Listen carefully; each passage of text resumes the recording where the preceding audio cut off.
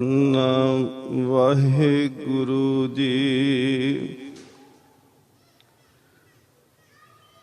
ਜੋ ਜਾਨੋ ਤਿਉ ਰਾਖ, ਹਰ ਪ੍ਰਭ ਤੇਰਿਆ।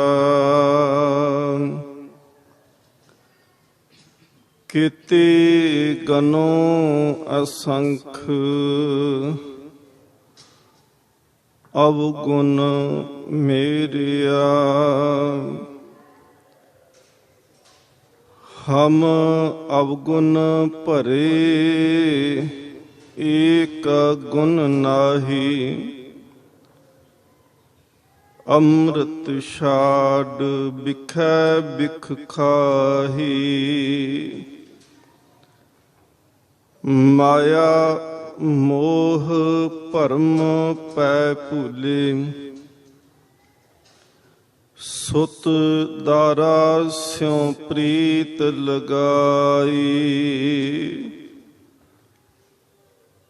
ਇਕ ਉਤਮ ਪੰਥ ਸੁਨਿਓ ਗੁਰ ਸੰਗਤ, ਤਿਹ ਮਿਲੰਤ ਜਮ ਤਰਾਸ ਮਿਟਾਈ। ਇਕ ਅਰਦਾਸ ਪਾਟ ਕੀਰਤ ਕੀ, ਗੁਰ ਰਾਮਦਾਸ ਰਾਖੋ ਸਰਨਾਈ। ਇਕ ਅਰਦਾਸ ਪਾਟ ਕੀਰਤ ਕੀ, ਗੁਰ ਰਾਮਦਾਸ ਰਾਖੋ ਸਰਨਾਈ। ਬੇਸ਼ੁਮਾਰ ਅਥਾਹ ਅਗੰਤ ਅਤੁਲੈ, ਜੋ ਬੁਲਾਵੋ ਤਿਉ ਨਾਨਕ ਦਾਸ ਬੋਲੇ।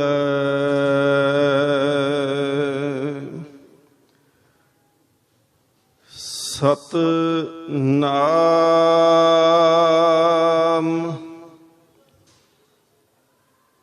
ਸ੍ਰੀ ਵਾਹਿਗੁਰੂ ਜੀ।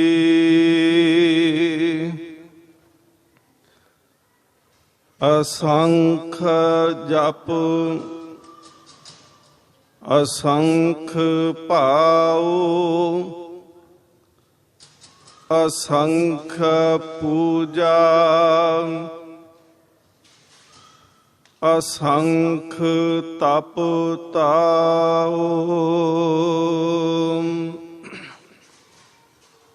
ਅਸੰਖ ਜਪ ਅਸੰਖ ਭਾਉ, ਅਸੰਖ ਪੂਜਾ, ਅਸੰਖ ਤਪ ਤਾਉ। ਅਸੰਖ ਗ੍ਰੰਥ ਮੁਖ ਵੇਦ ਪਾਠ, ਅਸੰਖ ਜੋਗ ਮਨ ਰਹੇ ਉਦਾਸ। ਅਸੰਖ ਭਗਤ ਗੁਣ ਗਿਆਨ ਵਿਚਾਰ, ਅਸੰਖ ਸਤੀ ਅਸੰਖ ਦਾਤਾਰ। ਅਸੰਖ ਸੂਰ ਮੋਹ ਭਖ ਸਾਰ, ਅਸੰਖ ਮੋਨ ਲਿਵ ਲਾਇ ਤਾਰ। ਕੁਦਰਤ ਕਵਨ ਕਹਾ ਵਿਚਾਰ, ਵਾਰਿਆ ਨਾ ਜਾਵਾਂ ਵਾਰ, ਜੋ ਤੁਧ ਭਾਵੈ ਸਾਈ ਭਲੀ ਕਾਰ। ਤੂੰ ਸਦਾ ਸਲਾਮਤ ਨਿਰੰਕਾਰ, ਜੋ ਤੁਧ ਭਾਵੈ ਸਾਈ ਭਲੀ ਕਾਰ। ਤੂੰ ਸਦਾ ਸਲਾਮਤ ਨਿਰੰਕਾਰ।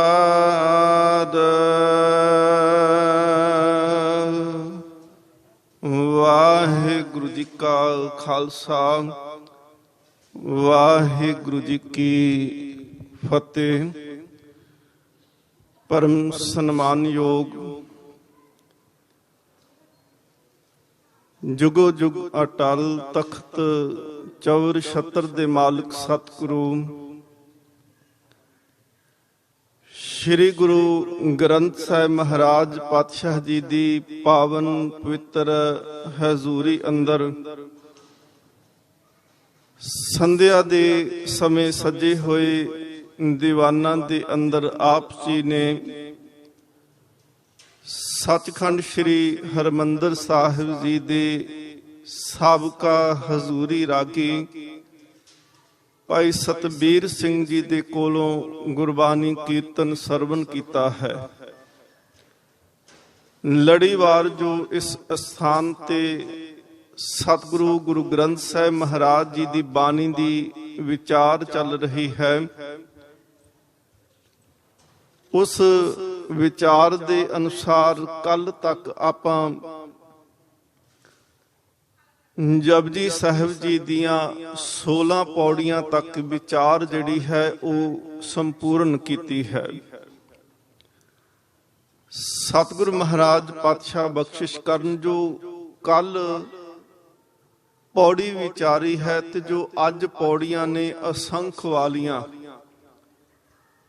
ਇਹਨਾਂ ਪੌੜੀਆਂ ਦੀ ਸੰਪੂਰਨਤਾ ਜਿਹੜੀ ਹੈ ਉਹ ਇੱਥੇ ਜਾ ਕੇ ਹੁੰਦੀ ਹੈ ਕਿ ਕੁਦਰਤ ਕਵਨ ਕਹਾ ਵਿਚਾਰ, ਵਾਰਿਆ ਨ ਜਾਵਾਂ ਏਕ ਵਾਰ, ਜੋ ਤੁਧ ਭਾਵੇ ਸਾਈ ਭਲੀ ਕਾਰ। ਤੂੰ ਸਦਾ ਸਲਾਮਤ ਨਿਰੰਕਾਰ।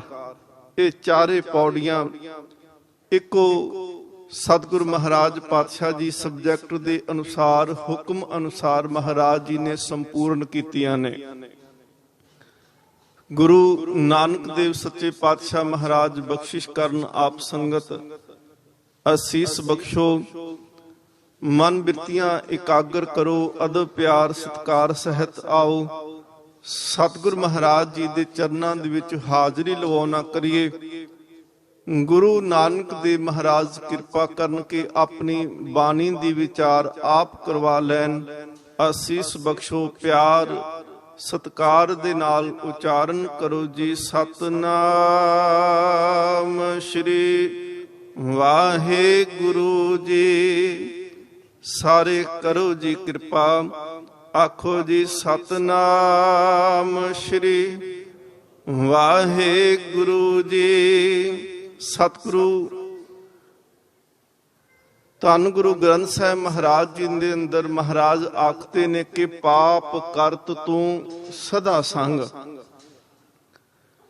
ਮਹਾਰਾਜ ਕਹਿੰਦੇ ਨੇ ਜਦੋਂ ਮਨ ਦੇ ਵਿੱਚ ਕਿਤੇ ਫੁਰਨਾ, ਬੁਰਾ ਖਿਆਲ ਪੈਦਾ ਹੋਵੇ ਤੇ ਉਦੋਂ ਸੰਕੋਚ ਕਰਨਾ ਹੈ, ਆਪਣੇ ਫੁਰਨਿਆਂ ਨੂੰ ਰੋਕ ਕੇ ਰੱਖਣਾ ਹੈ, ਖਿਆਲਾਂ ਨੂੰ ਰੋਕਣਾ ਹੈ, ਤਾਂ ਕਿ ਜਿਹੜਾ ਸਮਾਂ ਮਨ ਦੇ ਵਿੱਚ ਉਸ ਮਾੜੇ ਫੁਰਨੇ ਦਾ ਪੈਦਾ ਹੋਇਆ ਉਹ ਰੁਕ ਸਕੇ।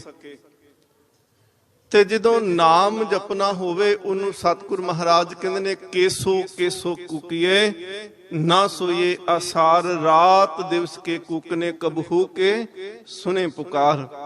ਇਹ ਬੇਨਤੀ ਇਸ ਕਰਕੇ ਕੀਤੀ ਕਿ ਜਦੋਂ ਵੀ ਆਪ ਸੰਗਤ ਦੇ ਵਿੱਚ ਬੈਠਦੇ ਹੋ ਤੇ ਫਤਿਹ ਬੁਲਾਉਣੀ ਹੋਵੇ ਜਾਂ ਨਾਮ ਜਪਣ ਦੀ ਗੱਲ ਆਵੇ ਤੇ ਕਦੀ ਸੰਗ ਨਹੀਂ ਕਰਨੀ, ਕਦੀ ਸੰਕੋਚ ਨਹੀਂ ਕਰਨਾ, ਸਗੋਂ ਉੱਚੀ ਆਵਾਜ਼ ਦੇ ਵਿੱਚ ਜਪਣਾ, ਤਾਂ ਕਿ ਮਨ ਜਿਹੜਾ ਹੈ ਉਹ ਖਿੰਡੇ ਫੁੰਡੇ ਹੋਏ ਖਿਆਲਾਂ ਦੇ ਵਿੱਚੋਂ ਵਾਪਸ ਆ ਕਰਕੇ ਸਤਿਗੁਰੂ ਮਹਾਰਾਜ ਜੀ ਦੀ ਹਜ਼ੂਰੀ ਵਿੱਚ ਬੈਠ ਸਕੇ। ਸਤਿਗੁਰੂ ਸੱਚੇ ਪਾਤਸ਼ਾਹ ਧੰਨ ਗੁਰੂ ਨਾਨਕ ਦੇਵ ਮਹਾਰਾਜ ਜੀ ਆਖਦੇ ਨੇ ਕਿ ਇਹ ਜਿਹੜਾ ਸੰਸਾਰ ਅਕਾਲ ਪੁਰਖ ਕਰਤੇ ਨੇ ਉਪਾਇਆ ਹੈ, ਜਿਹਨੂੰ ਸਤਿਗੁਰੂ ਪਿਛਲੀਆਂ ਪੌੜੀਆਂ ਦੇ ਵਿੱਚ ਅਸੀਂ ਪੜਿਆ ਹੈ ਕਿ ਹੁਕਮੀ ਹੋਵਨ ਆਕਾਰ, ਹੁਕਮ ਨਾ ਕਹਿਆ ਜਾਈ, ਹੁਕਮੀ ਹੋਵਨ ਜੀ, ਹੁਕਮ ਮਿਲੇ ਵਡਿਆਈ।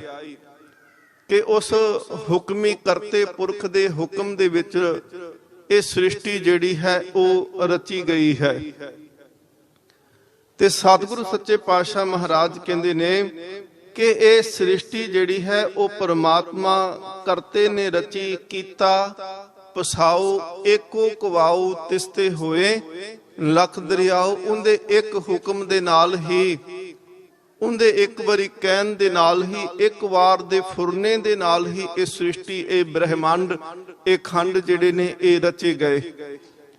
ਸਤਿਗੁਰੂ ਸੱਚੇ ਪਾਤਸ਼ਾਹ ਮਹਾਰਾਜ ਕਹਿੰਦੇ ਨੇ ਇਹ ਸੰਸਾਰ ਬਿਰਖ ਹੈ ਤੇ ਇਸ ਸੰਸਾਰ ਬਿਰਖ ਦੇ ਉੱਤੇ ਦੋ ਤਰ੍ਹਾਂ ਦੇ ਜੀਵ ਆ ਕੇ ਬੈਠਦੇ ਨੇ, ਇੱਕ ਦੁੱਖ ਭੋਗਣ ਵਾਲੇ ਤੇ ਇੱਕ ਸੁੱਖ ਲੈਣ ਵਾਲੇ। ਜਾਂ ਸਤਿਗੁਰੂ ਸੱਚੇ ਪਾਤਸ਼ਾਹ ਮਹਾਰਾਜ ਜੀ ਆਖਦੇ ਨੇ ਕਿ ਬਿਰਖੇ ਹੇਤ ਸਭ ਜੰਤ ਇਕੱਠੇ, ਕਿ ਬਿਰਖ ਦੇ ਹੇਠਾਂ ਇਸ ਸੰਸਾਰ ਰੂਪੀ ਜਿਹੜਾ ਦਰਖਤ ਆ ਨਾ, ਇਹਦੇ ਹੇਠਾਂ ਬਿਰਖ ਹੈ, ਹੇਠ ਸਭ ਜੰਤ ਇਕੱਠੇ, ਇੱਕ ਤੱਤੇ ਇੱਕ ਬੋਲਣ ਮਿੱਠੇ। ਹੁਣ ਜਿਨ੍ਹਾਂ ਤੇ ਪ੍ਰਮਾਤਮਾ ਦੀ ਕਿਰਪਾ ਹੋਈ, ਜਿਨ੍ਹਾਂ ਦਾ ਅੰਦਰ ਟਿਕਿਆ, ਉਹਨਾਂ ਦੇ ਸੁਭਾਅ ਦੇ ਵਿੱਚ ਮਿਠਾਸ ਆਈ, ਜਿਹਨੂੰ ਮਹਾਰਾਜ ਕਹਿੰਦੇ ਨੇ ਮਿੱਠਤ ਨੀਵੀਂ ਨਾਨਕਾ, ਗੁਣ ਚੰਗਿਆਈਆਂ ਤਤ। ਦੇਖੋ ਸੱਚੇ ਪਾਤਸ਼ਾਹ ਮਹਾਰਾਜ ਜੀ ਨੇ ਗੁਰਬਾਣੀ ਦੇ ਵਿੱਚ ਉਦਾਹਰਨਾਂ ਜਦੋਂ ਦਿੰਦੇ ਨੇ ਤੇ ਦੋਨੋਂ ਪੱਖ ਰੱਖ ਦਿੰਦੇ ਆ। ਹੁਣ ਸੰਸਾਰ ਜਿਹੜਾ ਉਹ ਪਾਇਆ ਗਿਆ ਹੈ, ਇਹਦੇ ਵਿੱਚ ਵੀ ਦੋਨੋਂ ਚੀਜ਼ਾਂ ਇਕੱਠੀਆਂ ਚੱਲਦੀਆਂ, ਦੁੱਖ ਵੀ ਹੈ ਤੇ ਸੁੱਖ ਵੀ ਹੈ, ਰਾਤ ਹੈ ਦਿਨ ਹੈ। ਸੱਚੇ ਪਾਤਸ਼ਾਹ ਮਹਾਰਾਜ ਕਹਿੰਦੇ ਨੇ ਇਸੇ ਤਰ੍ਹਾਂ ਜਦੋਂ ਅਸੀਂ ਸੰਸਾਰ ਦੇਖਦੇ ਹਾਂ ਤੇ ਇਸ ਸੰਸਾਰ 'ਚ ਮਹਾਰਾਜ ਪਾਤਸ਼ਾਹ ਕਹਿੰਦੇ ਨੇ ਸਿਮਲ ਵਰਗੇ ਰੁੱਖ ਵੀ ਨੇ। ਸਿਮਲ ਰੁੱਖ ਸਰਾਇਰਾ ਅਤ ਦੀਰਘ ਅਤ ਮੁੱਚ, ਓਏ ਜੇ ਆਵੇ ਆਸ ਕਰ ਜਾਏ ਨਿਰਾਸੇ ਕਿਤ, ਫਲ ਫਿੱਕੇ ਫੁੱਲ ਬਕ ਬਕੇ, ਕੰਮ ਨਾ ਆਵਨ ਪਤ, ਮਿੱਠਤ ਨੀਵੀ ਨਾਨਕਾ, ਗੁਣ ਚੰਗਿਆਈਆਂ ਤਤ। ਹੁਣ ਜਿਹੜਾ ਸਿਮਲ ਦਾ ਰੁੱਖ ਆ ਨਾ ਜੀ, ਉਹ ਸਿਮਲ ਦਾ ਰੁੱਖ ਬਿਲਕੁਲ ਸਟ੍ਰੇਟ ਸਿੱਧਾ, ਬਹੁਤ ਉਚਾਈ ਤੱਕ ਉਹਦਾ ਆਕਾਰ ਵੱਧਦਾ ਏ, ਤਨਾ ਉਹਦਾ ਬਹੁਤ ਵੱਧ ਜਾਂਦਾ ਏ। ਫਲ ਵੀ ਇਸ ਦਰਖਤ ਨੂੰ ਲੱਗਦੇ ਨੇ, ਸਿਮਲ ਦੇ ਦਰਖਤ ਨੂੰ ਫੁੱਲ ਵੀ ਲੱਗਦੇ ਨੇ, ਪੱਤੇ ਵੀ ਲੱਗਦੇ ਨੇ। ਪਰ ਸੱਚੇ ਪਾਤਸ਼ਾਹ ਮਹਾਰਾਜ ਕਹਿੰਦੇ ਨੇ ਕਿ ਜਦੋਂ ਪੰਛੀ ਆਸ ਕਰਕੇ ਆਉਂਦੇ ਨੇ ਕਿ ਸ਼ਾਇਦ ਇਹਨਾਂ ਫਲਾਂ ਦੇ ਵਿੱਚੋਂ ਕੋਈ ਸੁੱਖ ਰਸ, ਕੋਈ ਆਨੰਦ ਮਿਲ ਸਕਦਾ ਏ, ਉਹੀ ਦਰਖਤ ਦੇ ਫਲ ਜਿਹੜੇ ਸੀ ਉਹ ਉਹਨਾਂ ਪੰਛੀਆਂ ਦੀ ਮੌਤ ਦਾ ਕਾਰਨ ਬਣ ਜਾਂਦੇ ਆ।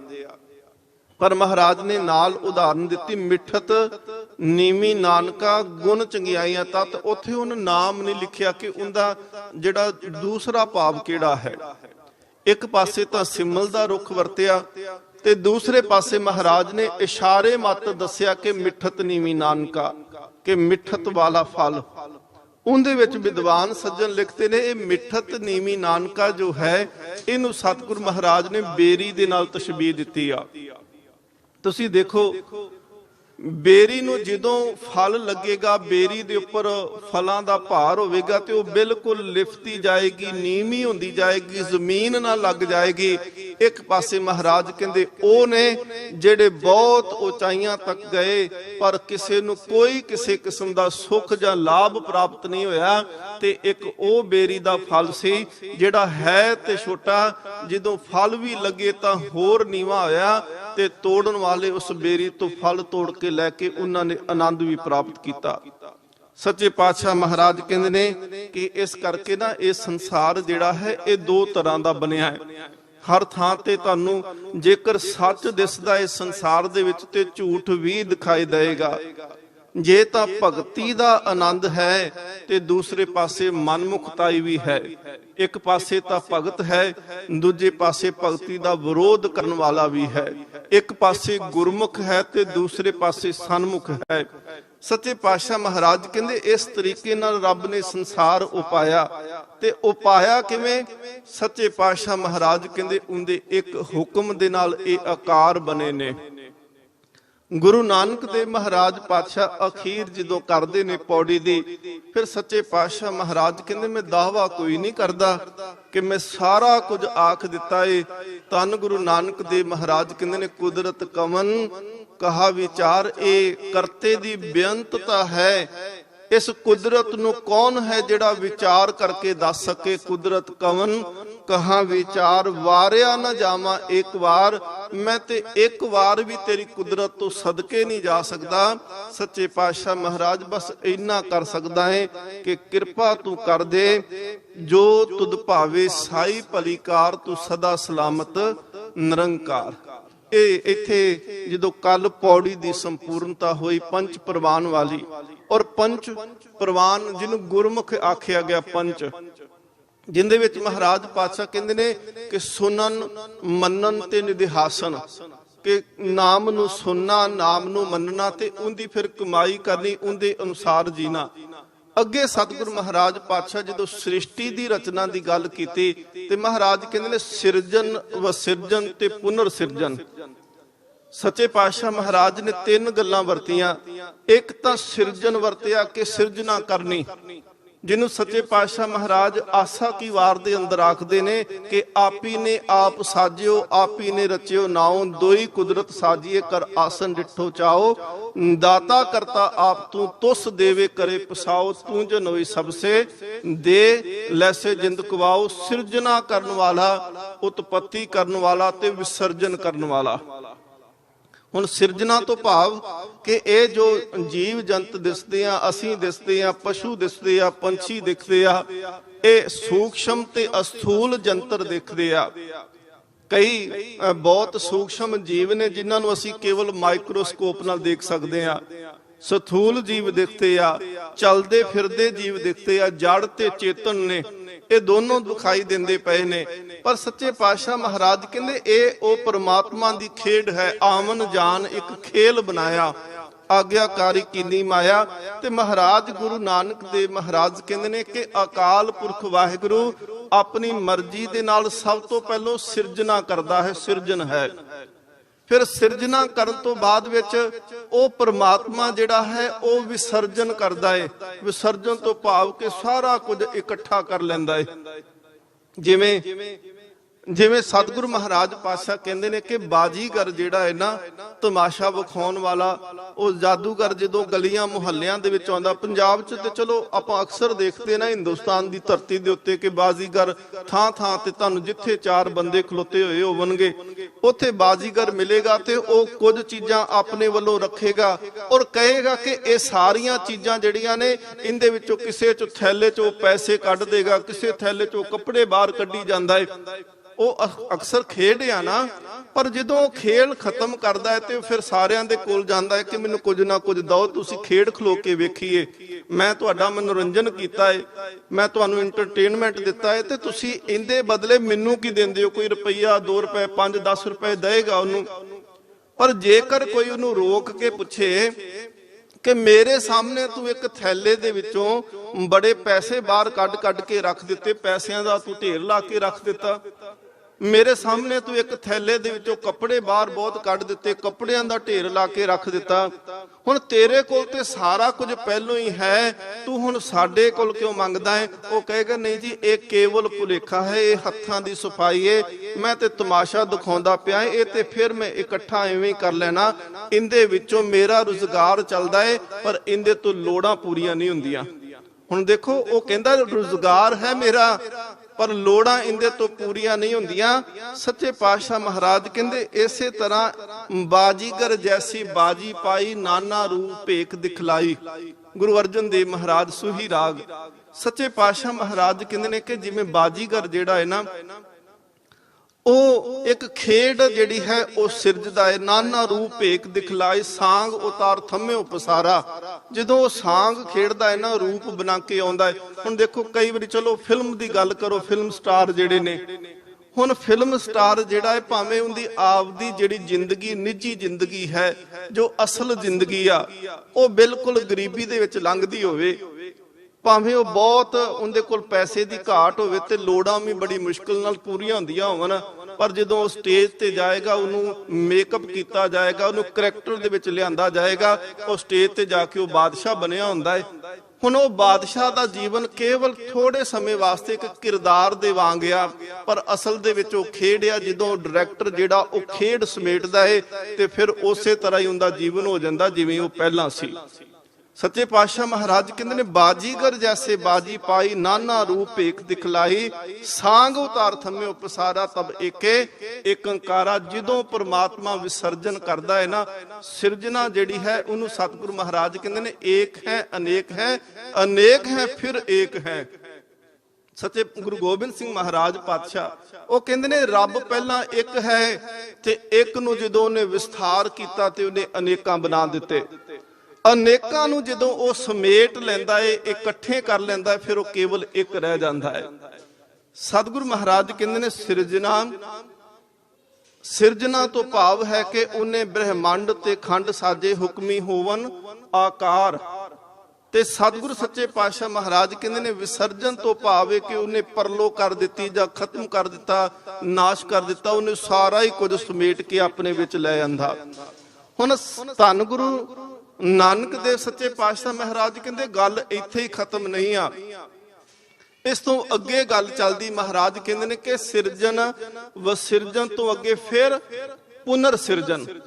ਪੁਨਰ ਸਿਰਜਣ ਤੋਂ ਭਾਵ ਹੈ ਕਿ ਉਹ ਦੁਬਾਰਾ ਆਪਣੀ ਮਰਜ਼ੀ ਨਾਲ, ਜਦੋਂ ਉਹਦੀ ਇਵੇਂ ਹੋ ਸਕਦਾ ਹੈ ਕਿ ਜਦੋਂ ਰੱਬ ਸਾਜਦਾ ਹੈ ਨਾ, ਬਾਣੀ ਇਹ ਉਦਾਹਰਨ ਦਿੰਦੀ ਹੈ ਗੁਰੂ ਗ੍ਰੰਥ ਸਾਹਿਬ ਮਹਾਰਾਜ ਅੰਦਰ, ਅਰਬਦ ਨਰਬਦ ਧੁੰਦੂਕਾਰਾ, ਕਿ ਇਹ ਸਾਰਾ ਕੁਝ ਜਦੋਂ ਬਣਾਇਆ ਇੱਕ ਵਿਸਫੋਟ ਹੋਇਆ। ਉਸ ਵਿਸਫੋਟ ਤੋਂ ਬਾਅਦ ਵਿੱਚ ਕਈ ਧਰਤੀਆਂ ਬਣੀਆਂ, ਕਈ ਬ੍ਰਹਿਮੰਡ ਖੰਡ ਬਣੇ। ਇਹ ਧਰਤੀ ਦੇ ਉੱਪਰ ਵੀ ਬਿਲਕੁਲ ਹਨੇਰਾ, ਫਿਰ ਚਾਨਣ ਹੋਇਆ, ਗੈਸਾਂ ਜੰਮੀਆਂ, ਪਾਣੀ ਬਣਿਆ, ਫਿਰ ਜੀਵ ਜਿਹੜੇ ਸੀ ਜੰਤ ਉਹ ਹੋਂਦ ਵਿੱਚ ਆਏ।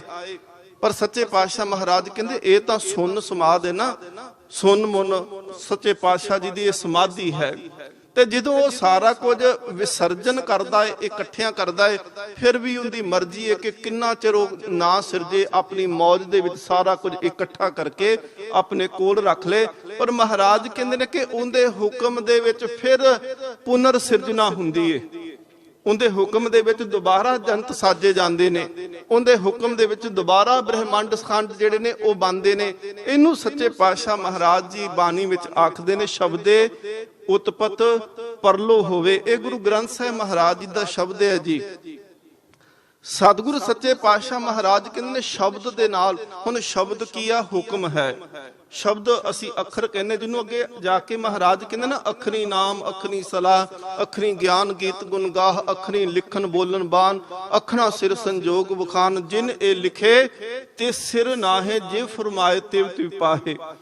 ਪਰਮਾਤਮਾ ਦਾ ਜਿਹੜਾ ਆਪਣਾ ਹੁਕਮ ਹੈ, ਇੱਕ ਗੱਲ ਨੂੰ ਹੋਰ ਬਿਲਕੁਲ ਧਿਆਨ ਦੇ ਨਾਲ ਸੁਣਿਓ ਕਿ ਸਤਿਗੁਰ ਸੱਚੇ ਪਾਤਸ਼ਾਹ ਮਹਾਰਾਜ ਕਹਿੰਦੇ ਨੇ, ਇਹ ਨਾ ਸੋਚਿਓ ਕਿਤੇ ਕਿ ਅਕਾਲ ਪੁਰਖ ਜਿਹੜਾ ਹੈ ਉਹ ਸਾਡੀ ਭਾਸ਼ਾ ਜਾਣਦਾ ਹੈ, ਜੋ ਅਸੀਂ ਬੋਲਦੇ ਆ। ਸ਼ਾਇਦ ਉਹਨੂੰ ਪੰਜਾਬੀ ਆਉਂਦੀ ਹੋਏਗੀ ਤਾਂ ਗੁਰੂ ਗ੍ਰੰਥ ਸਾਹਿਬ ਪੰਜਾਬੀ ਚ ਲਿਖਿਆ ਹੈ। ਨਹੀਂ, ਪਰਮਾਤਮਾ ਤੇ ਭਾਸ਼ਾ ਦਾ ਨਿਯਮ ਜਿਹੜਾ ਹੈ ਉਹ ਲਾਗੂ ਨਹੀਂ ਹੁੰਦਾ। ਪਰਮਾਤਮਾ ਕੋਈ ਦਾਵਾ ਨਹੀਂ ਕਰ ਸਕਦਾ ਕਿ ਪਰਮਾਤਮਾ ਮੇਰੀ ਭਾਸ਼ਾ ਜਾਣਦਾ ਹੈ, ਪਰਮਾਤਮਾ ਸੰਸਕ੍ਰਿਤ ਜਾਣਦਾ ਹੈ, ਪਰਮਾਤਮਾ ਚਾਈਨੀਜ਼ ਜਾਣਦਾ ਹੈ, ਪਰਮਾਤਮਾ ਫ੍ਰੈਂਚ ਜਾਣਦਾ ਹੈ, ਪਰਮਾਤਮਾ ਅੰਗਰੇਜ਼ੀ ਜਾਣਦਾ ਨਹੀਂ। ਸੱਚੇ ਪਾਤਸ਼ਾਹ ਮਹਾਰਾਜ ਕਹਿੰਦੇ, ਇਹਨਾਂ ਵਿੱਚੋਂ ਰੱਬ ਦੀ ਕੋਈ ਵੀ ਭਾਸ਼ਾ ਨਹੀਂ, ਇਹਨਾਂ ਵਿੱਚੋਂ ਇੱਕ ਵੀ ਭਾਸ਼ਾ ਰੱਬ ਦੀ ਨਹੀਂ ਆ। ਤੇ ਅਸੀਂ ਜੇ ਕਹੀਏ ਕਿ ਰੱਬ ਦੀ ਭਾਸ਼ਾ ਕਿਹੜੀ, ਜੇ ਅਸੀਂ ਰੱਬ ਦੇ ਨਾਲ ਗੱਲਾਂ ਕਰਨੀਆਂ ਹੋਣ ਤੇ ਕਿਹੜੀ ਭਾਸ਼ਾ ਵਿੱਚ ਕਰੀਏ? ਕੀ ਮੂੰਹ ਦੇ ਵਿੱਚੋਂ ਬੋਲੀਏ, ਕਿਵੇਂ ਦਾ ਬੋਲੀਏ, ਕਿਹੜੀ ਭਾਸ਼ਾ ਦੇ ਵਿੱਚ ਕਿਹੜੇ ਅੱਖਰ ਬੋਲੀਏ ਕਿ ਜਿਨ੍ਹਾਂ ਨੂੰ ਸੁਣ ਕੇ ਉਹ ਸਾਡੇ ਤੇ ਖੁਸ਼ ਹੋਵੇ ਤੇ ਸਾਡੇ ਨਾਲ ਉਹ ਪਿਆਰ ਪਾ ਲਵੇ। ਸਤਿਗੁਰੂ ਸੱਚੇ ਪਾਤਸ਼ਾਹ ਮਹਾਰਾਜ ਕਹਿੰਦੇ ਨੇ, ਮੂੰਹੋਂ ਕੇ ਬੋਲਣ ਬੋਲੀਏ।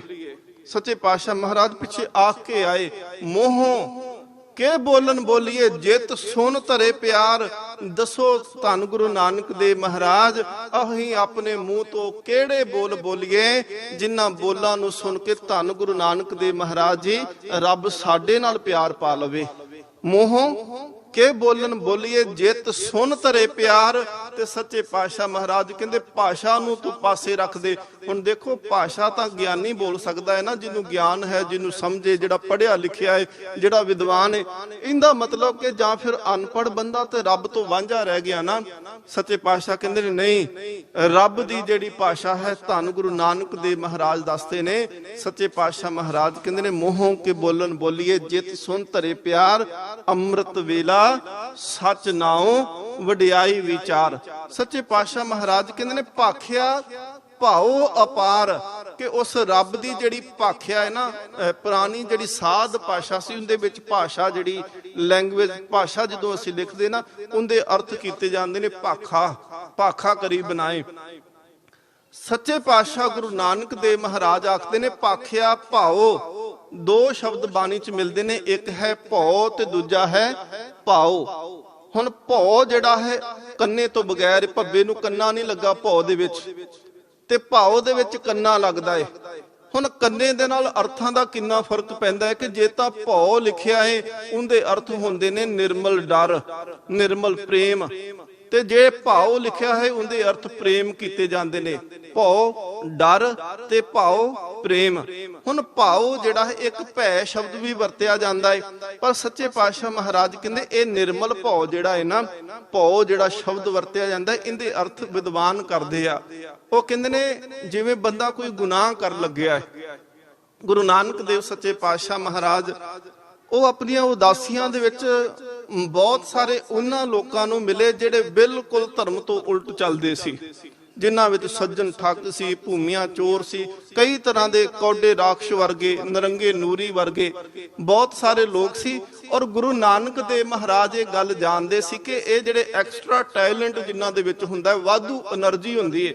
ਹੁਣ ਜਿਹੜੇ ਤਰੀਕੇ ਨਾਲ ਚੋਰ ਸੋਚ ਸਕਦਾ ਨਾ, ਉਹ ਆਮ ਸਾਧ ਬੰਦਾ ਥੋੜੀ ਸੋਚੇਗਾ। ਉਹਨੇ ਸਾਰਾ ਪਲਾਨ ਕਰਨਾ ਹੈ ਕਿ ਕਿਹੜੇ ਵੇਲੇ ਜਾਵਾਂ, ਕਿਦੋਂ ਜਾਵਾਂ, ਕਿਵੇਂ ਚੋਰੀ ਕਰਾਂ। ਡਾਕੂ ਉਹਦਾ ਦਿਮਾਗ ਵੀ ਜ਼ਿਆਦਾ ਚੱਲੇਗਾ ਆਮ ਲੋਕਾਂ ਨਾਲੋਂ। ਗੁਰੂ ਨਾਨਕ ਦੇਵ ਮਹਾਰਾਜ ਕਹਿੰਦੇ ਸੀ ਇਹ ਬਹੁਤੀ એનર્ਜੀ ਵਾਲੇ ਲੋਕ ਨੇ, ਇਹ ਸਮਾਜ ਦਾ ਜ਼ਿਆਦਾ ਨੁਕਸਾਨ ਕਰਦੇ ਨੇ। ਮਹਾਰਾਜ ਨੇ ਸਭ ਤੋਂ ਪਹਿਲਾਂ ਉਹਨਾਂ ਨੂੰ ਫੜਿਆ, ਔਰ ਉਹਨਾਂ ਦੀ એનર્ਜੀ ਜਿਹੜੀ ਸੀ, ਉਹਨਾਂ ਦੀ ਵਾਧੂ ਤਾਕਤ ਜਿਹੜੀ ਸੀ, ਜਿਹੜੀ ਗਲਤ ਪਾਸੇ ਤੁਰਦੀ ਸੀ, ਮਹਾਰਾਜ ਨੇ ਉਹਨੂੰ ਸਹੀ ਦਿਸ਼ਾ ਦੇ ਦਿੱਤੀ। ਗੱਲ ਨੂੰ ਸਮਝਿਓ ਕਿ ਗੁਰੂ ਨਾਨਕ ਦੇਵ ਮਹਾਰਾਜ ਪਾਤਸ਼ਾਹ ਆਮ ਲੋਕਾਂ ਦੇ ਵਿੱਚ ਤਾਂ ਗਏ, ਪਰ ਸੱਚੇ ਪਾਤਸ਼ਾਹ ਮਹਾਰਾਜ ਸੱਜਣ ਠੱਗ ਦੇ ਕੋਲ ਗਏ। ਮਹਾਰਾਜ ਨੂੰ ਕੀ ਲੋੜ ਸੀ ਕਿ ਠੱਗਾਂ ਦੇ ਕੋਲ ਜਾਂਦੇ, ਪਰ ਮਹਾਰਾਜ ਨੂੰ ਪਤਾ ਸੀ ਕਿ ਇਹ ਠੱਗ ਜਿਹੜਾ ਹੈ ਨਾ ਸੱਜਣ, ਜਦੋਂ ਕੋਈ ਇਹਦੇ ਕੋਲ ਆਉਂਦਾ ਇਹਨੂੰ ਪਤਾ ਨਹੀਂ ਹੁੰਦਾ ਕਿ ਇਹ ਠੱਗ ਹੈ, ਇਹ ਮੈਨੂੰ ਮਾਰ ਦੇਗਾ ਤੇ ਮੈਨੂੰ ਲੁੱਟ ਵੀ ਲਵੇਗਾ। ਸੱਚੇ ਪਾਤਸ਼ਾਹ ਮਹਾਰਾਜ ਨੇ ਠੱਗ ਦਾ ਜੀਵਨ ਬਦਲਿਆ ਤੇ ਉਹਨੂੰ ਸੰਤ ਬਣਾ ਦਿੱਤਾ। ਮਹਾਰਾਜ ਕੌਡੇ ਦੇ ਕੋਲ ਗਏ, ਮਹਾਰਾਜ ਨੂੰ ਲੋੜ ਨਹੀਂ ਸੀ, ਪਰ ਸੱਚੇ ਪਾਤਸ਼ਾਹ ਮਹਾਰਾਜ ਕੌਡੇ ਦੇ ਕੋਲ ਜਾ ਕੇ ਉਹਦਾ ਜੀਵਨ ਬਦਲ ਕੇ ਰੱਖ ਦਿੱਤਾ ਕਿ ਨਹੀਂ, ਇਹਦਾ ਜੀਵਨ ਤਾਂ ਚੰਗਾ ਹੋਣਾ ਚਾਹੀਦਾ ਸੀ। ਇਹ ਤਾਂ ਲੋਕਾਂ ਨੂੰ ਸੂਝ ਦਿੰਦਾ, ਲੋਕਾਂ ਨੂੰ ਚੰਗੀ ਸੇਧ ਦਿੰਦਾ, ਇਹ ਤਾਂ ਲੋਕਾਂ ਨੂੰ ਫੜ ਕੇ ਕੜਾਏ ਦੇ ਵਿੱਚ ਤਲਦਾ ਹੈ ਤੇ ਖਾ ਲੈਂਦਾ ਹੈ। ਸੋ ਸੱਚੇ ਪਾਤਸ਼ਾਹ ਮਹਾਰਾਜ ਕਹਿੰਦੇ ਨੇ ਕਿ ਇਹ ਜਿਹੜੀ ਤਾਕਤ ਹੁੰਦੀ ਹੈ, ਇਹਨੂੰ ਮਹਾਰਾਜ ਨੇ ਸਹੀ ਦਿਸ਼ਾ ਦੇਣੀ ਸ਼ੁਰੂ ਕੀਤੀ। ਧੰਨ ਗੁਰੂ ਨਾਨਕ ਦੇਵ ਸੱਚੇ ਪਾਤਸ਼ਾਹ ਮਹਾਰਾਜ ਦੇਖੋ ਜੀਵਨ ਕਿਵੇਂ ਬਦਲਦਾ ਹੈ। ਮਹਾਰਾਜ ਸੱਚੇ ਪਾਤਸ਼ਾਹ ਜੀ ਨੇ ਕਹਿ ਦਿੱਤਾ, ਕਹਿਣ ਲੱਗੇ ਚੋਰ ਇੱਕ ਮਿਲਿਆ, ਉਹਨੇ ਗੁਰੂ ਨਾਨਕ ਦੇਵ ਸੱਚੇ ਪਾਤਸ਼ਾਹ ਦੀ ਸੰਗਤ ਕੀਤੀ। ਉਹ ਕਹਿੰਦਾ ਮਹਾਰਾਜ ਮੈਂ ਚੋਰੀ ਨਹੀਂ ਛੱਡ ਸਕਦਾ। ਗੁਰੂ ਨਾਨਕ ਦੇਵ ਮਹਾਰਾਜ ਸੱਚੇ ਪਾਤਸ਼ਾਹ ਕਹਿੰਦੇ ਨੇ ਜੇ ਚੋਰੀ ਨਹੀਂ ਛੱਡ ਸਕਦਾ ਤੇ ਨਾ ਛੱਡੀ, ਪਰ ਤਿੰਨ ਕੰਮ ਜ਼ਰੂਰ ਕਰੀ। ਹੁਣ ਦੇਖੋ ਜੀਵਨ ਕਿਵੇਂ ਮਹਾਰਾਜ ਬਦਲ ਦਿੰਦੇ ਆ। ਗੁਰੂ ਨਾਨਕ ਦੇਵ ਮਹਾਰਾਜ ਕਹਿੰਦੇ ਤਿੰਨ ਕੰਮ ਜ਼ਰੂਰ ਕਰੀ। ਕਿਹੜੇ? ਕਹਿੰਦੇ ਜੀ ਇੱਕ ਤਾਂ ਸੱਚੇ ਪਾਤਸ਼ਾਹ ਮਹਾਰਾਜ ਕਹਿੰਦੇ ਗਰੀਬ ਮਾਰ ਨਾ ਕਰੀ, ਚੋਰੀ ਕਰਨੀ ਗਰੀਬ ਦੇ ਘਰੇ ਚੋਰੀ ਨਾ ਕਰੀ, ਤੇਰੀ ਚੋਰੀ ਕਰਕੇ ਕਿਸੇ ਗਰੀਬ ਦਾ ਨੁਕਸਾਨ ਨਾ ਹੋਵੇ। ਦੂਸਰਾ ਸੱਚੇ ਪਾਤਸ਼ਾਹ ਮਹਾਰਾਜ ਕਹਿੰਦੇ ਨੇ ਜਿੰਦਾ ਨਮਕ ਖਾਵੇ ਉਹਦਾ ਹਰਾਮ ਨਾ ਕਰੀ। ਤੀਸਰਾ ਸੱਚੇ ਪਾਤਸ਼ਾਹ ਮਹਾਰਾਜ ਕਹਿੰਦੇ ਨੇ ਤੀਸਰਾ ਇੱਕ ਕੰਮ ਕਰੀ ਕਿ ਝੂਠ ਕਦੀ ਨਹੀਂ ਬੋਲਣਾ। ਉਹਨੇ ਬਹੁਤੇ ਦਿਨ ਸੱਚੇ ਪਾਤਸ਼ਾਹ ਮਹਾਰਾਜ ਜੀ ਦੀ ਸੰਗਤ ਵਿੱਚ ਲੰਘੇ ਤੇ ਜਦੋਂ ਇੱਕ ਦਿਨ ਮਨ ਬਣਾਇਆ ਕਿ ਅੱਜ ਚੋਰੀ ਕਰਨੀ, ਬੜਾ ਚਿਰ ਹੋ ਗਿਆ ਅੱਜ ਚੋਰੀ ਨਹੀਂ ਕੀਤੀ, ਧਨ ਵੀ ਲੋੜ ਏ, ਉਹਨੇ ਚੋਰੀ ਕਰਨ ਦਾ ਤਿਆਰੀ ਕੀਤੀ।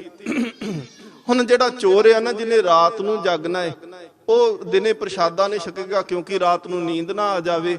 ਉਹ ਚੋਰੀ ਕਰਨ ਵਾਸਤੇ ਉਹ ਸਵੇਰ ਦਾ ਭੁੱਖਾ ਸੀ, ਸ਼ਾਮ ਨੂੰ ਰਾਜੇ ਦੇ ਘਰੇ ਚੋਰੀ ਕਰਨ ਦਾ ਉਹਨੇ ਮਨ ਬਣਾਇਆ, ਚੋਰੀ ਕਰਨ ਵਾਸਤੇ ਚਲੇ ਗਿਆ। ਜਦੋਂ ਚੋਰੀ ਕਰਨ ਵਾਸਤੇ ਗਿਆ ਤੇ ਉਹ ਸਾਰਾ ਸਮਾਨ, ਕੀਮਤੀ ਸਮਾਨ ਜਿਹੜਾ ਸੀ ਉਹਨੇ ਪੰਡਾਂ 'ਚ ਬੰਨਿਆ। ਚੋਰੀ ਦੇ ਜਦੋਂ ਮੁਕੰਮਲ ਕਰ ਲਿਆ ਨਾ, ਤਸੱਲੀ ਹੋ ਗਈ ਕਿ ਆ ਸਾਰਾ ਕੁਝ ਮੈਂ ਲੈ ਕੇ ਇੱਥੋਂ ਜਾਣਾ ਹੈ। ਤੇ ਮਨ ਮਹਿਸੂਸ ਹੋਇਆ ਕਿ ਭੁੱਖ ਬੜੀ ਲੱਗੀ, ਅੱਜ ਸਵੇਰ ਦਾ ਖਾਧਾ ਕੁਝ ਨਹੀਂ। ਉਹਨੇ ਉੱਥੇ ਦੇਖਿਆ ਕਿ ਕੁਝ ਖਾਣ ਵਾਲੀਆਂ ਵਸਤੂਆਂ ਸੀ, ਉਹਨੇ ਖਾਧੀਆਂ, ਉਹਨਾਂ ਵਿੱਚ ਨਮਕ ਸੀ। ਉਹਨੇ ਉਹ ਭੋਜਨ ਚਲੋ ਖਾ ਲਿਆ, ਰੋਟੀ, ਭੁੱਖ ਤਾਂ ਪੂਰੀ ਹੋ ਗਈ। ਪਰ ਗੁਰੂ ਨਾਨਕ ਦਾ ਬਚਨ ਚੇਤੇ ਆ ਗਿਆ ਕਿ ਲੂਣ ਖਾ ਕੇ ਹਰਾਮ ਨਹੀਂ ਕਰਨਾ। ਉਹ ਬੱਧਿਆ ਹੋਇਆ ਸਮਾਨ ਜਿਹੜਾ ਸੀ ਉੱਥੇ ਛੱਡ ਦਿੱਤਾ, ਵਾਪਸ ਉੱਥੋਂ ਆ ਗਿਆ।